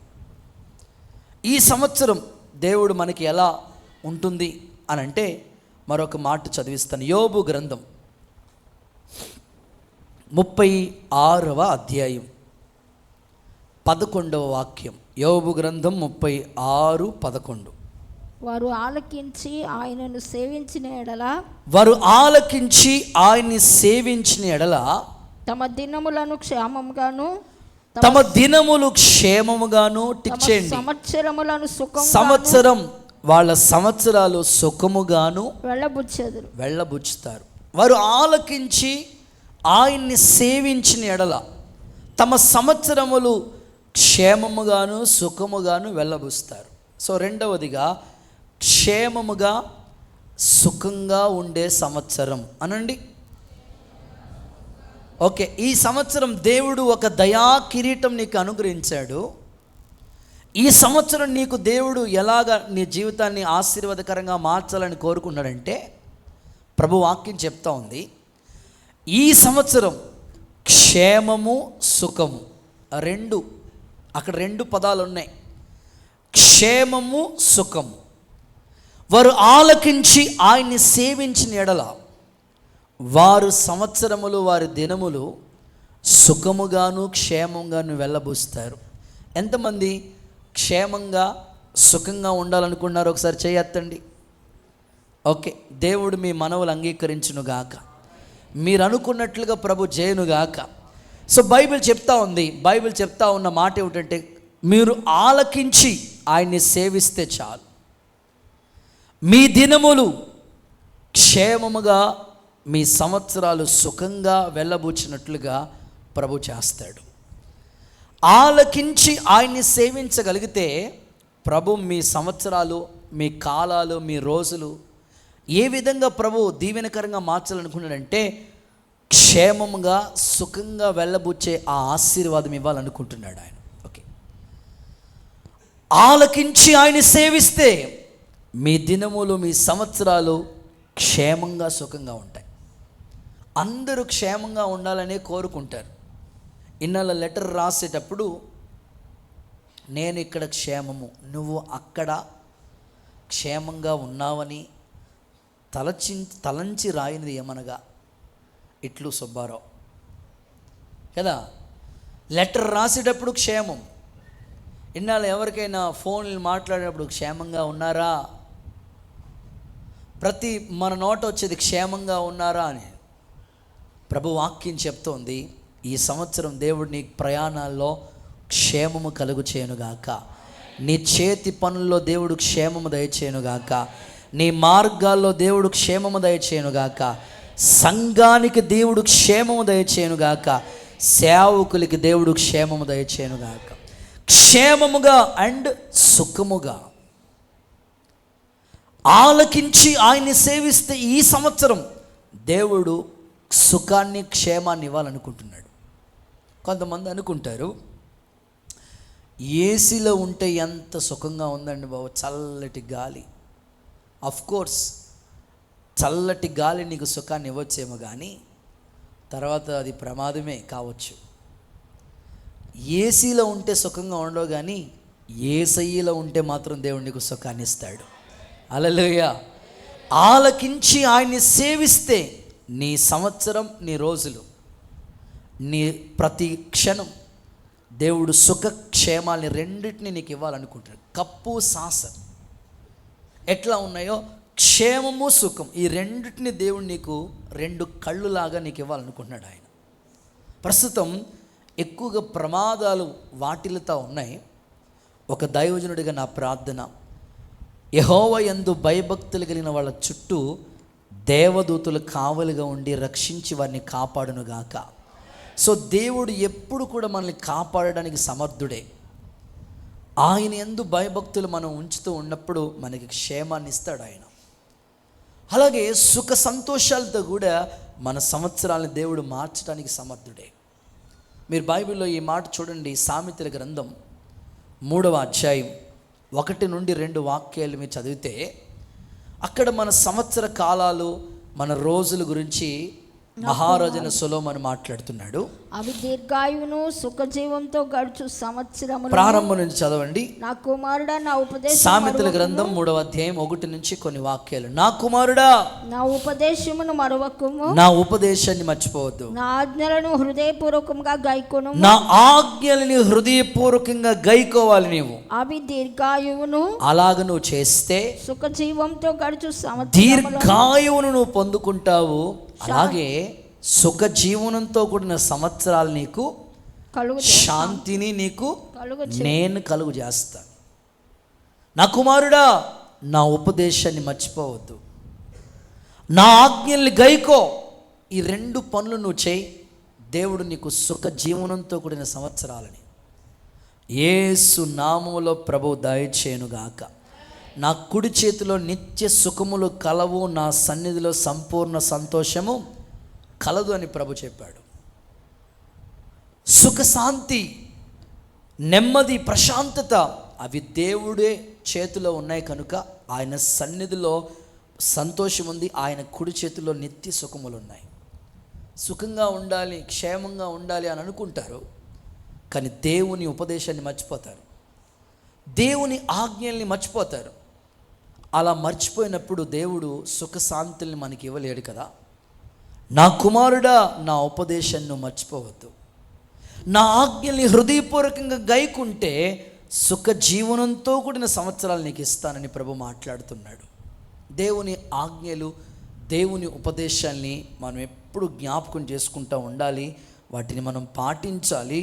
యేసయ్య అప్పుడే మనకి సుఖ జీవనంతో కూడిన సంవత్సరాల్ని యేసు నామములో మనకి అనుగ్రహించునుగాక. కాకినాడ దగ్గర జోషి ప్రశాంత్ అన్న మొన్న డిసెంబర్ నెలలో 2-3 క్రిస్మస్లకు వచ్చాడు దేవుని వాక్యం అందించడానికి. వచ్చినప్పుడు అన్న భోజనం చేస్తున్నప్పుడు నేను కూడా భోజనం చేసుకుంటూ ఇద్దరు కూర్చుని మాట్లాడుకుంటూ, ప్రతిరోజు మీటింగే కదయ్యా, డైలీ ఎక్కడికి వెళ్ళినా సరే నాన్ వెజ్ లేకుండా భోజనం పెట్టట్లేదు. ఆయన మాట్లాడుతున్నాడు, ఎక్కడికి వెళ్ళినా నాన్ వెజ్ అయ్యా, మీరు తింటేనే మాకు ఆశీర్వాదం. విశ్వాసులు ఎంత గొప్పోళ్ళంటే మీరు తింటేనే మాకు ఆశీర్వాదం అయ్యగారని రోజు నాన్ వెజ్ పెడుతున్నారయ్యా. నాన్ వెజ్ తిని ఆ హెల్త్ పాడవుతుందయ్యా. కొంతమంది లోకంలో ఉండేవాళ్ళు మీరు చూస్తే కొంతమందికి పొట్టే ఆశీర్వాదం. స్తోత్రం చెప్పండి ఒకసారి, గట్టిగా చెప్పండి ఒకసారి. ఇంకా అసలు ఏం అసలు పొట్టే స్పెషల్ బ్లెస్సింగ్స్ మాట అవి. కాబట్టి ఈ డిసెంబర్ అంతా ప్రతిరోజు ఎక్కడ క్రిస్మస్ పండుగ పెట్టినా చికెన్ బిర్యానీ. అస్సలు బిర్యానీ చికెన్ లేని కూటమే లేదు అసలు. కాబట్టి మీ హెల్త్ పాడవకుండా ఉండడానికి ఈరోజు జ్యేష్ఠత్వ హక్కు ఇచ్చాం మీకు. చిక్కుడుకాయ కూర, దేవుడికి స్తోత్రం కలుగునుగా. హల్లెలూయా చెప్పండి. సో క్రొత్త సంవత్సరం నాన్ వెజ్ జోలికి మిమ్మల్ని కూడా మేము ఆల్రెడీ నాన్ వెజ్ చాలా రోజుల నుంచి మానేసినాము. మీరు కూడా వెళ్ళకుండా మీ ఆరోగ్యాలు కాపాడాలని మేము ప్రయత్నం చేస్తున్నాం. అసలు ఏం తిన్నట్టుండదండి బాబాయ్, రాజు మొక్క లేకపోతే ముద్ద దిగదండి బాబు. సో వీక్లీ వన్స్ అయితే పర్లేదు, డైలీ కదా. ఈరోజు ఆరాధన, మళ్ళీ రేపు కూటమి ఉందా, రేపు మళ్ళా నాన్ వెజ్, ఎల్లుండి కూటమా, అభిరెడ్డి కూటమా, ఇట్లా మొత్తం అన్ని చోట్ల కూటాలే. కాబట్టి మీరు కొంచెం హెల్త్ జాగ్రత్తలు తీసుకోవాలి. ఆయన అంటూ ఏమని మాట్లాడుతున్నారంటే, ఆయన చెప్తూ, నాకు కాకినాడలో ఒక అంకుల్ తెలుసు బ్రదర్, ఆయన 120 సంవత్సరాలు ఉన్నాడు. ఎన్ని సంవత్సరాలు ఇంకా ఉన్నాడు? ఎన్నేళ్ళు అక్క? ఎన్నేళ్ళు అక్క? 120. ఎంతమందికి 120 చేయాలని ఆశ ఉంది? అంటే 120 సంవత్సరాలు ఉండాలి ఈ భూమి మీద. ఆశగల ప్రాణాన్ని మేలుతో వద్దా? అంత వద్దా? సకానికి వద్దామా? 60 కూడా వద్దా? 20 వద్దా? 10 రోజులు వద్దు. సుఖ జీవనంతో కూడిన సంవత్సరాలు కావాలనుకుంటాం. ఆయన 120 సంవత్సరాలు బ్రతికాడు. 120 సంవత్సరాలు ప్రజెంట్ ఇంకా ఉన్నాడు ఆ మనిషి. కళ్ళజోడు కూడా లేదంట. అయ్యి బాబోయ్, మోషేకి కంటి దృష్టి మందం కాలేదు, సత్తువ బలం తగ్గలేదు. మనం ఆరాధించే దేవుడు గొప్పవాడే. 120 సంవత్సరాలు బ్రతికాడు ఆయన. ఆ అంకుల్ని జోషి ప్రశాంత్ అన్న వెళ్ళి అడిగాడంట, sir what is the secret of, చెప్పండి. అట్లా అడుగుతుంటారు కదా మీరు. ఇప్పుడు మీరు చాలా కలర్ఫుల్గా ఉన్నారనుకోండి, ఏ సబ్బు వాడుతున్నారు మీరు?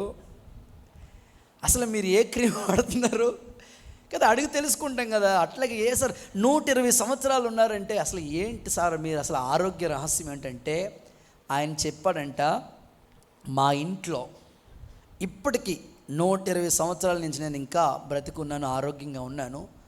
ఇప్పటికీ కూడా మా ఇంట్లో రైస్ ప్యాకెట్ లేదన్నాడంట. స్తోత్రం చెప్పండి ఒకసారి.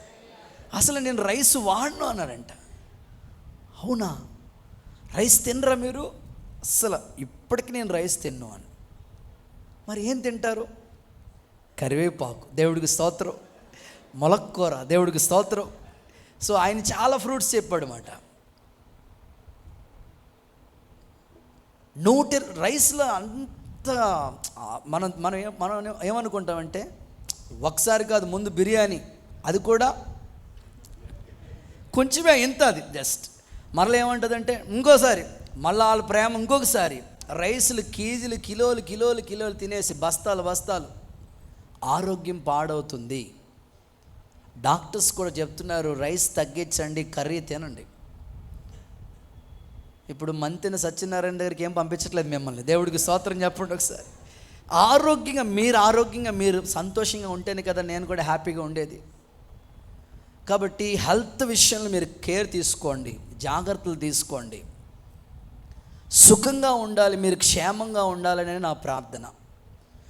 దేవుడు మనకిచ్చిన ఈ ఆయుష్ కాలంలో ఆరోగ్యంగా కాపాడుకుంటూ, పగలు రైస్ తినండి, రాత్రికి తగ్గించేయండి ఫుడ్. యేసునామంలో అడుగుతున్నాం తండ్రి, గట్టిగా చెప్పండి ఆమేనని.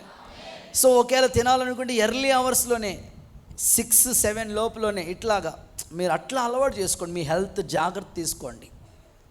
కొంతమంది ఎట్లా ఉంటారంటే, పొద్దున్న టిఫిన్ కార్బోహైడ్రేట్స్ మన బాడీలో పెరిగిపోతూ ఉంటాయి. పొద్దున్న తినేదేంటి టిఫిన్ అంటే, అసలు మామూలు టిఫిన్ ఉండదు అక్కడ. మన టేబుల్ మీద చూస్తే ఇడ్లీ, దోశ, పెసరట్టు, ఉప్మా, బజ్జీలు, బోండాలు, హోటల్లో ఏముంటే అన్నీ సిద్ధం చేసుకుంటారు. టిఫిన్ అయిపోతుంది. మధ్యలో మొక్కజొన్న పొద్దు దగ్గరే ఉంటుంది, ఏసు రక్తమే జయం. జాంకాయలో పలహారాలు ఏవో ఉంటాయి.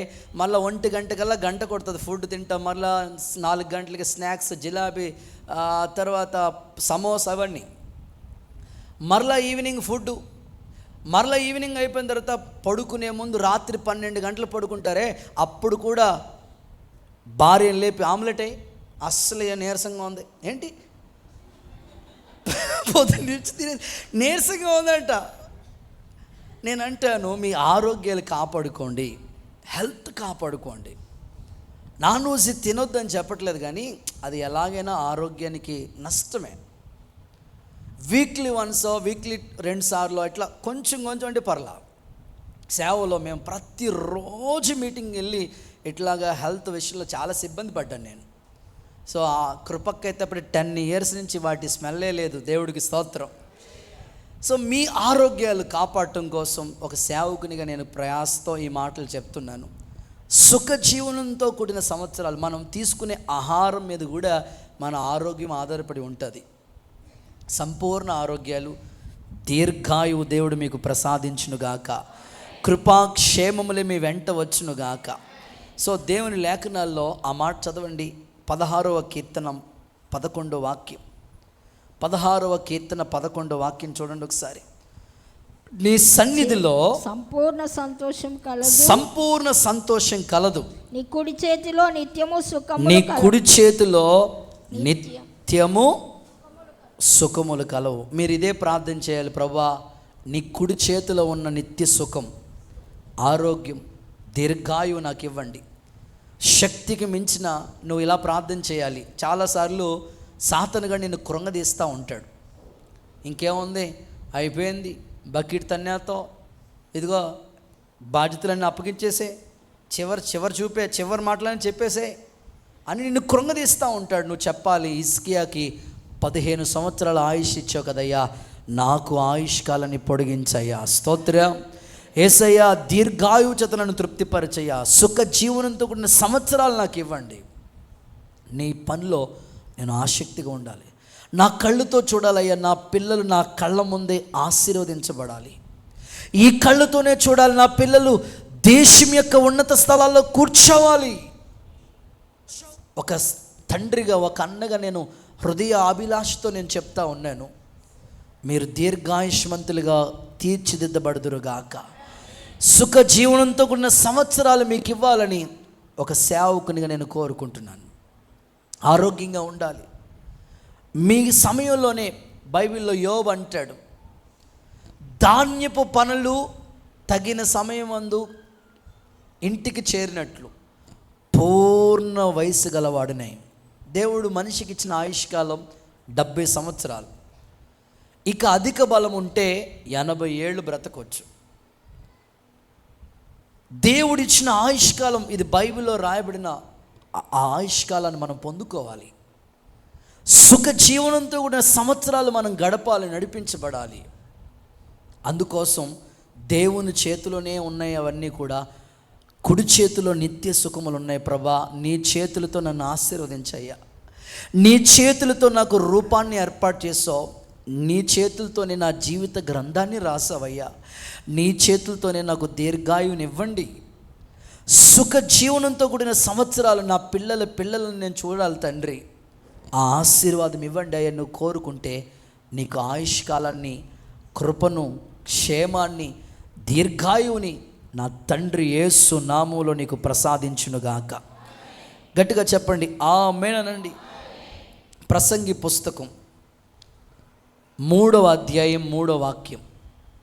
ప్రసంగి పుస్తకం 3వ అధ్యాయం 3వ వాక్యం. బాగు చేయుటకు, పడగొట్టుటకు, కట్టుటకు, ఓకే, ఏడ్చుటకు, నవ్వుటకు, దుఃఖించుటకు, నాట్యమాడుటకు. 13:13 ప్రసంగి పుస్తకం 3వ అధ్యాయం. మరియు ప్రతివాడు అన్నపానములు పుచ్చుకొనుచు తన కష్టార్జితం చేసుకోండి ఆ మాట. అన్నపానాలు పుచ్చుకొనుటూ తన కష్టార్జితము వలన సుఖాన్ని అనుభవించుట దేవుడిచ్చు బహుమానమే అని తెలుసుకుంటుంది. తన కష్టార్జితమందు ఏం అనుభవించాలంట చెప్పండి అమ్మా. సుఖాన్ని అనుభవించుట దేవుడిచ్చే బహుమానం. చాలామంది కష్టపడతారండి. ఓ మాటలో చెప్పాలంటే రాత్రింబగళ్ళు డ్యూటీలు ఓటీలు చేసి తెగ కష్టపడతారు. నిద్ర ఉండదు, తిండి తిప్పలు ఉండవు, ఎంతో కష్టపడతారు. కానీ ఆ కష్టపడిన కష్టార్జితం ఏమవుతుందంటే నేలపాలైపోవటము, వేస్ట్ అయిపోతూ ఉంటుంది. బైబిల్ చెప్తుంది నువ్వు కష్టపడిన ప్రతి కష్టార్జితం నీవు నీ పిల్లలు అనుభవించుదురుగాక. బైబిల్ చెప్తుంది నీ కష్టార్జితమందు సుఖం అనుభవించటానికి అది దేవుడిచ్చిన ఒక గొప్ప బహుమానం. ఎంత కష్టపడ్డావో అది వృధా కాకూడదన్నదే నా ప్రార్థన. నీ కష్టార్జితం నీ కుటుంబానికి ఉపయోగపడాలి, నీ కష్టార్జితం నీ పిల్లలకు ఉపయోగపడాలి, నీ కష్టార్జితం సేవ అభివృద్ధి కొరకు ఉపయోగపడాలి తప్ప వ్యర్థంగా నీ కష్టార్జితం వ్యర్థం కాకూడదు. ఇలా ప్రార్థన చేయాలి మీరు. ప్రభువా, నా కష్టార్జితమందు నేను సుఖాన్ని అనుభవించినట్లుగా నీవు అది ఒక బహుమానంగా నాకు దయచేయి అని కోరుకుంటే సుఖ జీవనంతో కూడిన సంవత్సరాలు నీకు ప్రభు ఇస్తాడు. తాపీ మేస్తులు ఉంటారు, రోజు కష్టపడితే 800 900 ఇంకా ఎక్కువసేపు కష్టపడి ఇంకా డ్యూటీలు ఎక్కువ చేస్తే 1000 రూపాయలు సంపాదించే వాళ్ళు ఉన్నారు. ఆటో డ్రైవర్లు, తర్వాత వడ్రం మేస్తులు, పెయింటర్సు, ఇట్లా కష్టపడి ఉద్యోగాలు చేసి కష్టపడి సంపాదించే వాళ్ళు ఉన్నారు. వ్యాపారాలు చేసి కష్టపడి సంపాదించే వాళ్ళు ఉన్నారు. కానీ ఆ కష్టార్జితం యందు సుఖాన్ని వాళ్ళు అనుభవించటం లేదు. నిశ్చయముగా నీవు ధన్యుడువు, నీ చేతుల కష్టార్జితం చెప్పండి నీవే అనుభవిస్తావని బైబిల్లో రాశారు కదా. ఆ కష్టార్జితం వ్యర్థం కాకూడదు. ఈ సంవత్సరం మీరు ప్రభు పాదాల దగ్గర ఈ సంవత్సరం మీకు క్షేమము సుఖాన్ని పొందేటట్లుగా అనుభవించేటట్లుగా ఈ సంవత్సరాన్ని నాకు ఇలాగ మార్చు ప్రభు అని నువ్వు ప్రార్థన పూర్వకంగా దేవుణ్ణి అడగాలి. దేవుని ఉపదేశాన్ని నువ్వు మర్చిపోతే ఈ సుఖ సంతోషాలు మనకు దూరం అయిపోతాయి. దేవుని ఆజ్ఞలు ఎప్పుడు మనం మర్చిపోకూడదండి. అదే ప్రారంభంలో మనం చదివాం, నా కుమారుడా నా ఉపదేశాన్ని మర్చిపోవద్దు, నా ఆజ్ఞల్ని హృదయపూర్వకంగా గైకుంటే అప్పుడు నీకు సుఖ జీవనంతో కూడిన సంవత్సరాలు నీకు ఇస్తానన్నాడు దేవుడు. దేవుని ఆజ్ఞ ఏంటో తెలుసా? నేను తప్ప వేరొక దేవుడు నీకు ఉండకూడదు. నీ పూర్ణ మనసుతో పూర్ణ హృదయంతో దేవుణ్ణి పూజించాలి. 52 ఆదివారాలు ఏ ఒక్క ఆదివారం దైవ సన్నిధికి దూరం కాకుండా ప్రభువా సుఖ జీవనంతో కూడిన సంవత్సరాలు నేను అనుభవించడానికి నీ ఉపదేశాన్ని మరవక నీ ఆజ్ఞల్ని మర్చిపోకుండా అనుసరించేటట్లుగా నాకు కృపనివ్వండి ప్రభా అని అడిగితే యేసయ్య ఖచ్చితంగా ప్రభు నీ జీవితంలో చేస్తాడు. అట్టి కృప దేవుడు నీకు అనుగ్రహించునుగాక. చేతుల పైకెత్తి ఒకసారి ఆమేనండి. భక్తుడు ఇలా ప్రార్థన చేస్తాడు కదా, నేను బ్రతుకు దినములన్నిట, చెప్పండి అందరూ పలకండి ఆ మాట, నేను బ్రతుకు దినములన్నిట కృపాక్షేమములే నా వెంట వచ్చును. ఎప్పుడు? ఆదివారం ఒకరోజే కృపాక్షేమమా? సోమవారం ఒకరోజేనా? చెప్పండి, ఎప్పుడంటే కృపాక్షేమాలు? నేను బ్రతుకు దినములన్నిట. ఆ మాట చదవండి, 23వ కీర్తన 6వ వాక్యం. నేను బ్రతుకు దినములన్నిట కృపాక్షేమములే నా వెంట వస్తాయి. ఇది మీరు నమ్మాలి. కృపాక్షేమములే నా కోసం నువ్వు దాచావు కదయ్యా. ఈ సంవత్సరం నా జీవితానికి కృపతో కూడిన క్షేమాన్ని, క్షేమంతో కూడిన సుఖ సంతోషాల్ని నాకు ఇవ్వండి. ఒక దయా కిరీటంగా నాకు ఇచ్చిన ఈ సంవత్సరం ప్రభువా, తప్పకుండా క్షేమ సుఖాన్ని అనుభవించినట్లుగా, నా బిడ్డల్ని చూసి నేను సంతోషించినట్లు, హ్యాపీగా ఉండినట్లుగా నాకు ఈ సంవత్సరాన్ని ఇలా మలచండి ప్రభువా, నువ్వు కోరుకో. యేసయ్య ఈ సంవత్సరాన్ని నీకు దీవెనకరంగా మార్చునుగాక. ఒక సందర్భం మీకు చెప్తానండి. చాలామంది చెప్తూ ఉంటారు, కానీ దాన్ని ఫాలో అవ్వటానికి ఇష్టపడరు. ఒక సేవకుడిగా నేను ఏదైనా చెప్పాలంటే ఇక్కడ బలిపీఠం మీద నిలబడి ఏ వర్తమానం చెప్పాలన్నా మొదట నేను ఆ వర్తమానాన్ని నాకు అప్లై చేసుకుంటాను. ప్రభా, నా జీవితాన్ని ఇలాగ మార్చు, అప్పుడు నేను ప్రజలకు బోధిస్తాను. ప్రభు అలాగే నేటి వరకు నేను అనుసరించి చెప్పడానికి ఇష్టపడతా ఉన్నాను. కొంతమంది చెప్పడం ఈజీయే, చేయటం చాలా కష్టం. దేవుని ఆజ్ఞలు ఉన్నాయి, దాన్ని పాటించాలి. మనం దాన్ని పాటించినప్పుడే ఈ కార్యాలు జరుగుతాయి. నా మందిరంలో ఆహారం వండినట్లు 10వ వంతు తీసుకొచ్చి దేవుని మందిరంలో ఇమ్మని, అది ఆజ్ఞ, దేవుడి ఆజ్ఞ అది. సో అది మనం చేసినప్పుడే అప్పుడు నీ కొట్లలో సమృద్ధి అయిన ధాన్యం ఉంటుంది. అప్పుడు నీవు దీవెనకరంగా ఉంట, పట్టజలంత విస్తార దీవెనలు. ఇవన్నీ ఆజ్ఞలు. దేవుని ఆజ్ఞ నువ్వు ఎప్పుడు పాటిస్తావో అప్పుడే సుఖ జీవనంతో కూడిన సంవత్సరాలు ప్రభు నీకు ఇస్తాడు. హల్లెలూయా అని చెప్పండి ఒకసారి, ఇంకా హుషారుగా చెప్పండి. సో నీకు దేవుడు ఒక సంపాదనలో ఒక 1000 రూపాయలు ఇచ్చాడు అనుకోండి, అది దేవునికి 100 రూపాయలు తీసేయటం, అది దేవుడిది, అది దేవుని మందిరంలో ఉండాలి. నా మందిరంలో ఆహారం ఉన్నట్లు 10వ వంతు అది దేవునిది, నువ్వు వాడకూడదు, నువ్వు ఖర్చు పెట్టకూడదు, అది నీ పిల్లల ఫీజులు కట్టకూడదు, అది దేవునిది. కాబట్టి ఖచ్చితంగా దేవుని మందిర నిధిలోనికి రావాలి. అది దేవుడిచ్చిన ఆజ్ఞ.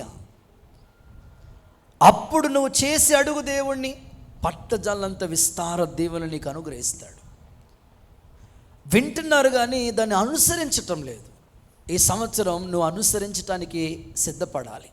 ఒక చిన్న ఎగ్జాంపుల్ చెప్తాను. చేతులు ఎత్తొకసారి హల్లెలూయా అని చెప్పండి, గట్టిగా చెప్పండి హల్లెలూయా. ఒక పట్టణంలో ఒక వ్యక్తికి ఒక మంచి స్వీట్ స్టాల్ ఉంది. మంచిగా ఒక స్వీట్ స్టాల్ ఉంది. చాలామంది వచ్చి అక్కడికి వచ్చి స్వీట్స్ స్పెషల్ మాట, కోవా కానివ్వండి, చాలా స్వీట్స్ అన్నీ కూడా అక్కడ కొనుక్కుని వెళ్తూ ఉంటారు అన్నమాట. చాలా మంచి షాప్ మాట అది. వస్తున్నారు చాలామంది షాప్లోకి వచ్చి మంచి మంచి టేస్ట్కరమైన స్వీట్లని కొనుక్కుని వెళ్తూ ఉన్నారన్నమాట. రోజులు గడుస్తూ ఉన్నాయి. అయితే ఈ స్వీట్ షాప్లోకి తన వ్యాపారం బాగా అభివృద్ధి చెందుతుంది. చాలామంది వస్తూ ఉన్నారు, క్లిక్ అయింది, డెవలప్ అయింది, అందరికీ నోటెడ్ అయిపోయింది. ప్రజలు వచ్చి ఇక్కడ కొనుక్కొని వెళితే బాగుంటుందన్న అభిప్రాయం ఏర్పడింది. అందరూ కొనుక్కుని వెళుతూ ఉన్నారు. అయితే రాను రాను ఏమైపోయిందంటే ఆ షాపులోనికి కొన్ని ఎలకలు యాడ్ అయిపోయి లోపలికి వచ్చేసి తన షాపు లోపల గుడౌన్స్ కావచ్చు అవన్నీ కూడా మొత్తం స్వీట్లన్నీ కూడా కొరుక్కుని తినేయటం, మధ్య మధ్యలో వాళ్ళ వంట చేసి ఆ ప్లేసెస్ దగ్గర తవ్వేయటం. సో మొత్తం అంతా కూడా గలీజ్ చేసేసినాయి. తను ఎన్ని విధాలుగానే సరే ఆ ఎలకల బారి నుండి తప్పించబడాలి, ఇవన్నీ ముక్కముక్కలుగా కొరికేస్తూ ఉన్నాయి. ఎట్లాగైనా సరే విడిపించబడాలని ఎన్నో విధాలుగా ప్రయత్నం చేస్తూ వచ్చాడు. తన స్నేహితుడిని అడిగాడు, సార్ ఇట్లాగ నాకు మంచిగా డెవలప్ అవుతుంది, ఇప్పుడిప్పుడే ఈ ఎలకల భారీ వచ్చి బాగా ఇబ్బంది పెడతా ఉన్నాయి. స్వీట్లు తయారు చేసినా సరే వచ్చేసి కొరుకుని తినేస్తున్నాయి. సో ఇబ్బంది అవుతుంది, బిజినెస్ అవ్వట్లేదు, ఇబ్బందికరంగా ఉంది, ఏం చేస్తే బాగుంటుందని తన స్నేహితుడిని సలహా అడిగాడు. అడిగితే తన స్నేహితుడు సలహా ఇచ్చినాడు, ఏమి లేదు, ఈ ఎలకల బారి నుండి నువ్వు విడుదల పొందాలంటే ఒక అద్భుతమైన పిల్లి ఒకటి పెంచు అన్నాడు. స్తోత్రం చెప్పండి ఒకసారి. ఒక పిల్లి పెంచు అన్నాడు.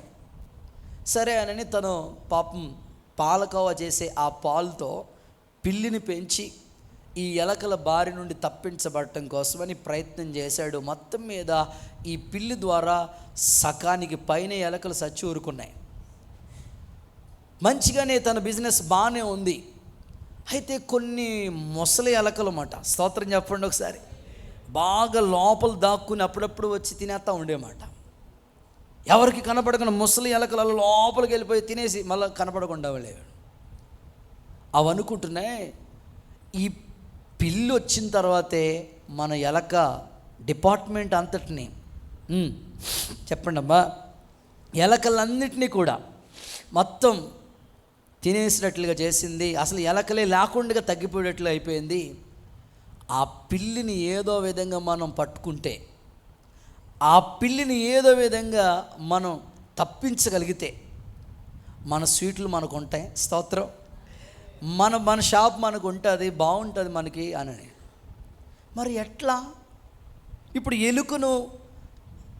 ఎలుకలన్నీ కలిసి అనుకోండి, పిల్లిని పట్టుకోవాలంటే ఎలాగా? ఏమీ లేదు. పిల్లి వస్తుందని మనం గుర్తుపట్టడం ఎలాగా? ఏముంది, అది నిద్రపోతున్నప్పుడు వెళ్ళి ఒక గంట, స్తోత్రం చెప్పండి ఒకసారి, ఒక గంట తీసుకెళ్ళి మెళ్ళ వేసామంటే అలా కదులుతుందంటే మనం తప్పించుకోవచ్చు అని సలహా ఇచ్చింది ఒక ముసలి ఎలుక. ఎవరండి సలహా ఇస్తా? ముసలి ఎలుక ఇచ్చింది. సరే అని ఇంకేముంది, సరే రెడీ చేద్దామని అనుకుని కరెక్ట్గా నిద్రపోతూ ఉందంట పిల్లి. కరెక్ట్గా ఈ గంటట్టుకుని వెళ్దాం అన్నప్పుడు సడన్గా అలా మెలకు వచ్చింది. ఎట్ట వచ్చిందో ఎలక అట్టే వెళ్ళిపోయింది ఇంకా. సో నేను ఎందుకు ఈ కథ చెప్పానంటే, చెప్పడం ఈజీయే, చేయటం మాత్రం. ఇప్పుడు ఏమన్నది, ఎలక ఏమన్నదంటే పిల్లి మెళ్ళలో గంటేస్తే మనం ఈజీగా తప్పించేసుకోవచ్చు అది వస్తున్నప్పుడు అని అంటుంది. కానీ అది వచ్చినప్పటికీ పారిపోయింది. చాలామంది వింటారు, మార్కులు వేస్తారు, రాసుకుంటారు, కానీ అప్లై చేయరు. ఈ సంవత్సరం సుఖజీవనంతో కూడిన సంవత్సరాలు మీకు దేవుడు ఇవ్వటానికి సమర్థుడే. అయితే నువ్వు ఆజ్ఞల్ని, ఉపదేశాన్ని మర్చిపోకుండా అనుసరించు, పాటించు. దేవుడు నీకు క్షేమ సుఖమును అనుగ్రహించే సంవత్సరంగా ఈ సంవత్సరాన్ని మార్చునుగాక. ఆఖరిది చివరి మాట చెప్పి మీకోసం ప్రార్థిస్తాను. ఆదికాండ గ్రంథం 26వ అధ్యాయం 12వ వాక్యం. ఆదికాండ గ్రంథం 26వ అధ్యాయం 12వ వాక్యం. ఇస్సాకు ఆ దేశమందున్నవాడై విత్తనం వేసి ఆ సంవత్సరం నూరంతల పంట పొందెను. ఆమెన్ చెప్పండి ఒకసారి. యెహోవా అతన్ని ఆశీర్వదించును గనుక ఆ మనుషుడు, రైట్. మూడవది, నూరంతల ఫలము పొందే సంవత్సరం అనండి. ఓకే, 30 కాదు, 60 కాదు, 100 యేసు నామములో నువ్వు ఫలము పొందుదువుగాక. ఈ సంవత్సరం ఇస్సాకు వలె నువ్వు విత్తనం వేయి, 100 పంట నీ చేతికి నా తండ్రి అనుగ్రహించునుగాక. అది వ్యాపారమా, ఉద్యోగమా, చదువా, ఏ పరిస్థితి అయినా కావచ్చు, 100 నువ్వు ఫలం పొందాలని దేవుడు కోరుకుంటున్నాడు.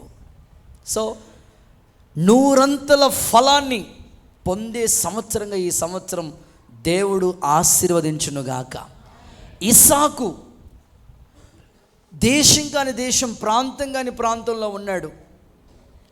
విత్తనం తీసుకుని వేస్తే 100 పంట వచ్చిందంట ఆయనకి. కొంతమంది పంటలు పండిస్తూ ఉంటారు, వ్యాపారం చేస్తూ ఉంటారు, ఉద్యోగ ప్రయత్నాలు చేస్తుంటారు, చదువుతూ ఉంటారు, కొంచెం మార్కులే వస్తూ ఉంటాయి. కొంతమంది 30 ఫలిస్తూ ఉంటారు, కొంతమంది 60% మాత్రమే ఫలితం వస్తుంది, కొంతమందికి 10/10, 100/100, 100కి 100% సాధిస్తూ ఉంటారు. దేవుని సేవకుడిగా నేను కోరుకునేది ఏమిటంటే నీవు 100 ఫలించాలి. ఈ సంవత్సరం నీకు ఇచ్చిన దేవుడు ఎందుకో తెలుసా? ఇన్నాళ్ళు ఒకవేళ ఫలించలేదేమో, ఈ సంవత్సరం నువ్వు చేసే వ్యాపార ప్రయత్నాలైనా, ఉద్యోగ ప్రయత్నాలైనా, చేతి పనులైనా, వ్యవసాయమైనా, ప్రతి దాంట్లో సేవ కూడా 100 ఫలం దేవుని దగ్గర నుంచి మేము పొందుదుము గాక. నూతనంగా దేవుని సేవకుడిగా నేను ఈ మాటలు మీకు ప్రకటిస్తూ ఉన్నాను. 100 ఫలం. ఇప్పుడు మీరు ఇంట్లో ఆహారం వండుకుంటున్నప్పుడు వడ్డించడానికి అమ్మ రెడీగా ఉంది, మీరు కూర్చున్నారు. కోడి గుడ్డు సగం గుడ్డు అయితే తింటారు మీరు, పైకి కిందకి చూస్తారు అమ్మని, నీకు ఎట్ట కనబడుతుంది, నేను సగం గుడ్డి తినేవాళ్ళ ఉన్నానా అని. 100 ఫలం నీకు కావాలి. ఏదో హాఫ్గా ఫలించడం కాదు, 30 ఫలితం కాదు, 100/100. యేసు నామములో మన పిల్లల చదువు విద్యా రంగంలో 10/10 మార్కులు సాధించే వాళ్ళు సంఘంలో దేవుడు నిలుపునుగాక. 100 ఫలం. నువ్వు పెట్టుబడి పెట్టి వ్యాపారం కోసం ఎంత కష్టపడ్డావో 100 ఫలం ఈ సంవత్సరం దేవుడు నీకు ఇవ్వబోతున్నాడు. సో ఎప్పుడు అనంటే ఇస్సాకును గురించి మనం ఎన్నో పాఠాలు నేర్చుకుంటాం. ఇస్సాకు ఆ దేశమందు ఉన్నవాడే విత్తనాన్ని వేసి 100 ఫలం ఫలించాలి. బైబిల్లో కూడా మనం చూస్తాం కదా, దేవుడు ద్రాక్ష తోటలో ఒక అంజూరపు చెట్టుని నాటి చూశాడంట. ఒక్కరోజు కాదు, 2 రోజులు కాదు, 3 years నుంచి చూశాడు. 3 సంవత్సరాల నుంచి వస్తూ ఉన్నాడు. వెళ్తున్నాడు, ఆ చెట్టు దగ్గరికి వెళ్తున్నాడు, ఏమీ ఫలాలు కనబట్ల. 3 సంవత్సరాలు అయిపోయింది. అనవసరంగా ఈ ప్లేస్ వేస్ట్ అయిపోయింది, ఈ చెట్టుని తీసేద్దాం అనుకున్నాడు. ఆ తోటని కాస్తున్న తోటమాలు అంటున్నాడు యజమానితో, అయ్యా ఈ సంవత్సరం ఉంచయ్యా, ఈ ఒక్క సంవత్సరం నువ్వు ఉంచితే ఫలించిందా ఓకే, నువ్వు అన్నట్లుగా ఓకే, ఫలించకపోతే నువ్వు అన్నట్లు తీసేద్దాం. ప్రభు ఈ సంవత్సరం నీకు ఇచ్చింది ఎందుకో తెలుసా? కనీసం ఈ సంవత్సరమైన 100 నువ్వు ఫలిస్తావేమో, ఈ సంవత్సరమైన అనుకున్న దానికంటే ఎక్కువగా నువ్వు చేయగలుగుతావేమో. అందుకోసం ఈ సంవత్సరం నీకు ఇచ్చాడు ప్రభు. యేసయ్య సేవకుడిగా నేను ఆశీర్వదిస్తున్నాను. 100 ఫలం మీరు పొందుదురుగాక. గట్టిగా చెప్పండి ఆమేన్. బైబిల్ గ్రంథంలో మీరు చూడండి, బహుగా ఫలించాలంటే మనం చేయవలసిన పని ఒకటి ఉంది. యోహాను సువార్త 15వ అధ్యాయం 2వ వాక్యం. యోహాను సువార్త 15వ అధ్యాయం 2వ వాక్యం. నాలో ఫలించని ప్రతి తీగ ఆయన తీసి పడేస్తాడు. ఫలించే ప్రతి తీగ మరి ఎక్కువగా ఫలించాలని, బహుగా ఫలించాలని దానిలోని పనికిరాని తీగల్ని తీసేస్తాడు. ఈ సంవత్సరం నువ్వు బహుగా ఫలించాలంటే, 100 ఫలం నీకు రావాలంటే పనికిరాని తీగలన్నీ తీసేసేయాలి నువ్వు. ఆమెను చెప్పండి ఒకసారి. కొంతమందికి పనికిరాని తీగలు ఉంటాయి, లోపల ఉంటాయి, అవి నువ్వు తీసేసుకుంటే చాలు, నువ్వు అనుకున్న దానికంటే ఎక్కువ ఫలం దేవుడు నీకు ఇస్తాడు. కొంతమంది చాలా బాగా చదువుతారండి. ఎంత బాగా చదువుతారంటే అంత బాగా చదువుతారు. ఎప్పటి వరకు? 10th క్లాస్ వరకే. కాలేజీలోకి వెళ్ళారంటే చాలు, ఇంకంటే వాళ్ళకి అన్నీ ఇక మనం ఇంకా అలాగే చూసుకోవాలన్నమాట, అన్ని రౌండ్లే. కాలేజీలోకి వెళ్ళినప్పటికీ ఎందుకు నీ మనసు మారిపోయింది అంటే, పనికి రాని తీగ మొలిసింది. ప్రేమ అని ఆ తీగ నీలో మొలిసింది, అంతే, చదువు ఆగిపోయింది అంతే. కొంతమంది వ్యాపారం చాలా బాగా చేస్తారు. ఎంత బాగా చేస్తారంటే అంత అద్భుతంగా, ఒక రోజు నిలబడి అమ్మితే అంత డబ్బులు సంపాదిస్తారు, అంత అద్భుతంగా ఉంటుంది వాళ్ళ వ్యాపారం. కానీ నోరు తిన్నంగా ఉండదు వాళ్ళకి అస్సలు. మన మాట బాగుంటేనే కదండి జనాలు మన దగ్గరికి వచ్చేది. నోరు వావరుగా మాట్లాడుతూ ఉంటారు అన్నమాట. దానివల్ల బిజినెస్ డల్ అయిపోతుంటుంది. మీరు ఆలోచించాలి. పనికి రాని తీగలు. కొంతమంది చాలా బాగుంటారు కానీ ముక్కు మీదే ఉంటుంది కోపం. ఆ పనికిరాని తీగలు ఈ సంవత్సరం నువ్వు తీసేసుకోవాలి. వ్యర్థంగా ఆ తీగలు నీలో మొలిచినండి. ఇప్పుడు ఒక చేనుని నువ్వు, ఒక ఊడుపు చేను ఉంది, ఆ పొలాన్ని నువ్వు దున్నావు, నాటింది మాత్రం వరి విత్తనమే, కానీ ప్రక్కనే తెలియకుండా కలుపు మొక్కలు వచ్చేస్తాయి. నువ్వు మంచోడివే, దుష్ట సాంగత్యం నువ్వు చాలా మంచోడివే, కానీ నువ్వు చేసే ఫ్రెండ్షిప్ వల్ల నీ భక్తి, నీ ఆత్మీయత పనికిరాని తీగలు మొలిచిపోతూ ఉన్నాయి. ఈరోజు నువ్వు చేయాలి 100 100కి 100% విజయాన్ని నువ్వు ఎప్పుడు సాధించగలుగుతావు అంటే పనికిరాని తీగలు నీలో ఉండకూడదు. అర్థమయ్యేటట్లు చెప్తాను, చేతులు పైకెత్తి హల్లెలూయా అని చెప్పండి. పౌలు అంటాడు కదా, ఏమంటాడు తెలుసా? ఫిలిప్పీ పత్రికలో ఈ మాట చదవండి, 3:13. ఫిలిప్పీ పత్రిక 3:13. సహోదరులారా, నేను ఇదివరకే పట్టుకున్నాను తలంచట్లేదు, అయితే ఒకటి చేస్తున్నాను, వెనుకున్నవన్నీ 2023లో అపజయాలన్నీ మర్చిపోయాను, ముందున్న యేసు ప్రభుని చూస్తా ఉన్నాను, పరిగెడతా ఉన్నాను గురి వద్దకే. దేవుడు ఉన్నతమైన పిలుపు కలిగి బహుమానం నాకు అనుగ్రహించునుగాక. బైబిల్లో చెప్తున్నాడు, వెనకున్నవి మర్చిపో. నీ జీవితంలో అపజయాలు ఉన్నాయే, అవి పదే పదే గుర్తు చేసుకుని పనికిరాని తీగలు అవన్నీ కూడా. ఎవరో ఏదో అన్నారు, మరలా అదే గుర్తు చేసుకుని డిప్రెషన్లోకి వెళ్ళిపోయి అవి పనికిరాని తీగలు. వెనుకున్నవన్నీ 2023 సంవత్సరంలో అపజయాలన్నీ మర్చిపో. నీ ముందు క్రీస్తు ప్రభు ఉన్నాడు. విజయ పదమున 100 ఫలము దేవుడు నీకు ఇచ్చునుగాక. చదువులో విజయ పదము దేవుడు అనుగ్రహించునుగాక. సో ముందున్న యేసుని నువ్వు చూస్తే వెనకున్నవి మర్చిపోతావు. ఎప్పుడైతే మర్చిపోతావో నువ్వు జ్ఞాపకం ఉంచుకోవాల్సిన జ్ఞాపకం చూసుకుంటే చక్కని అడుగు జాడలు నడిచిపోవడానికి అవకాశం ఉంది. మీకు అర్థం అవడానికి చెప్తాను చూడండి. ఘాటీ రోడ్స్ ఉంటాయి కొన్ని. ఘాటీ రోడ్స్ అంటే వైజాగ్ వెళ్ళే దారిలో పాడేరు ఇట్లా కొన్ని ప్రాంతాలు, మడుగు కొన్ని ప్రాంతాలు ఉన్నాయండి. మాడుగుల హల్వా స్పెషల్ మాట. అక్కడికి నేను మీటింగ్స్కి వెళ్తే వాళ్ళు చెప్తున్నారు, అన్న ఇక్కడ హల్వా చాలా స్పెషల్, ఇక్కడి నుంచే చాలా ప్రాంతాలకు అమ్ముతూ ఉంటారండి. అన్న మీరు ఒకసారి పైకి వస్తారా, ఘాటీ రోడ్డు తీసుకెళ్తాను చూస్తారా అంటే, ఫస్ట్ సేవకు వచ్చిన కొత్త ఆ అన్న నన్ను బైక్ వేసుకుని ఆ ఘాటీ రోడ్డు మీద తీసుకెళ్తా ఉన్నాడు. ఘాటీ రోడ్లు ఎట్లా ఉంటాయంటే కొండల్లోంచి వెళ్ళాలన్నమాట. ఇట్లా ఏమాత్రం స్కిడ్ అయినా ఇంకా మనం దొరకమాట. సో ఆ ఘాటీ రోడ్లో మేము వెళుతూ ఉంటుంటే మా వెనకాల మమ్మల్ని క్రాస్ చేసి ఒక ఆయన కారు డ్రైవ్ చేసుకుని పోతూ ఉన్నాడు. నేను ఇంకా ఆ ఎత్తైన స్థలానికి తీసుకెళ్ళినప్పటికీ, అన్న చాలే అన్న బాబు, ఇంకెక్కడికి వెళ్తాం, మళ్ళీ మీటింగ్ టైం అవుతుంది, మళ్ళీ పైకి ఎక్కమంటే కిందకి వచ్చే టైం లేదు, వెళ్ళిపోదామంటే, అన్న ఇక్కడి నుంచి చూడండి అన్న, మొత్తం ఈ ప్లేస్ అంతా కనపడతాయి నాకు చూపిస్తూ ఉన్నాడు. ఆయన చూస్తూ ఉంటుంటే ఒక ఆయన కారు డ్రైవ్ చేసుకుంటూ ఉన్నాడు. కార్ డ్రైవ్ చేసుకుంటూ వస్తున్నాడు. ఒక టర్నింగ్ ఉందన్నమాట, యూ టర్న్ ఇట్లా టర్న్ అవుతుంది అన్నమాట. సో ఈ టర్నింగ్ తిరుగుతూ ఉన్నాడు, బాగా తిరిగేసినాడు. తిరిగిన తర్వాత వెనక్కి గ్లాస్ ఉంటుంది కదండి, స్టీరింగ్ అది ఇట్లాగా పట్టుకున్నాడు, కానీ సూప్ అంతా కూడా ఆ అద్దంలో చూసుకుంటే సరిపోయేది. నేను ఎట్లాగా తిప్పాను బారు స్టీరింగ్ అని అద్దంలో చూసుకుంటే ఎవరు వెనకాల వస్తున్నారని కనపడతామండి. ఈ స్టీరింగ్ ఇట్లాగే ఉంది, కానీ చూపేమో వెనక్కి వెళ్ళింది, ఇలా ముందెళ్ళి కొండ కొట్టేశాడు. చాలామంది జీవితాల్లో అపజయాలు ఎందుకు తెలుసా? వదిలొచ్చిన ఫ్రెండ్స్, చెడు స్నేహాలు మరలా గుర్తు చేసుకుంటారు వాళ్ళు.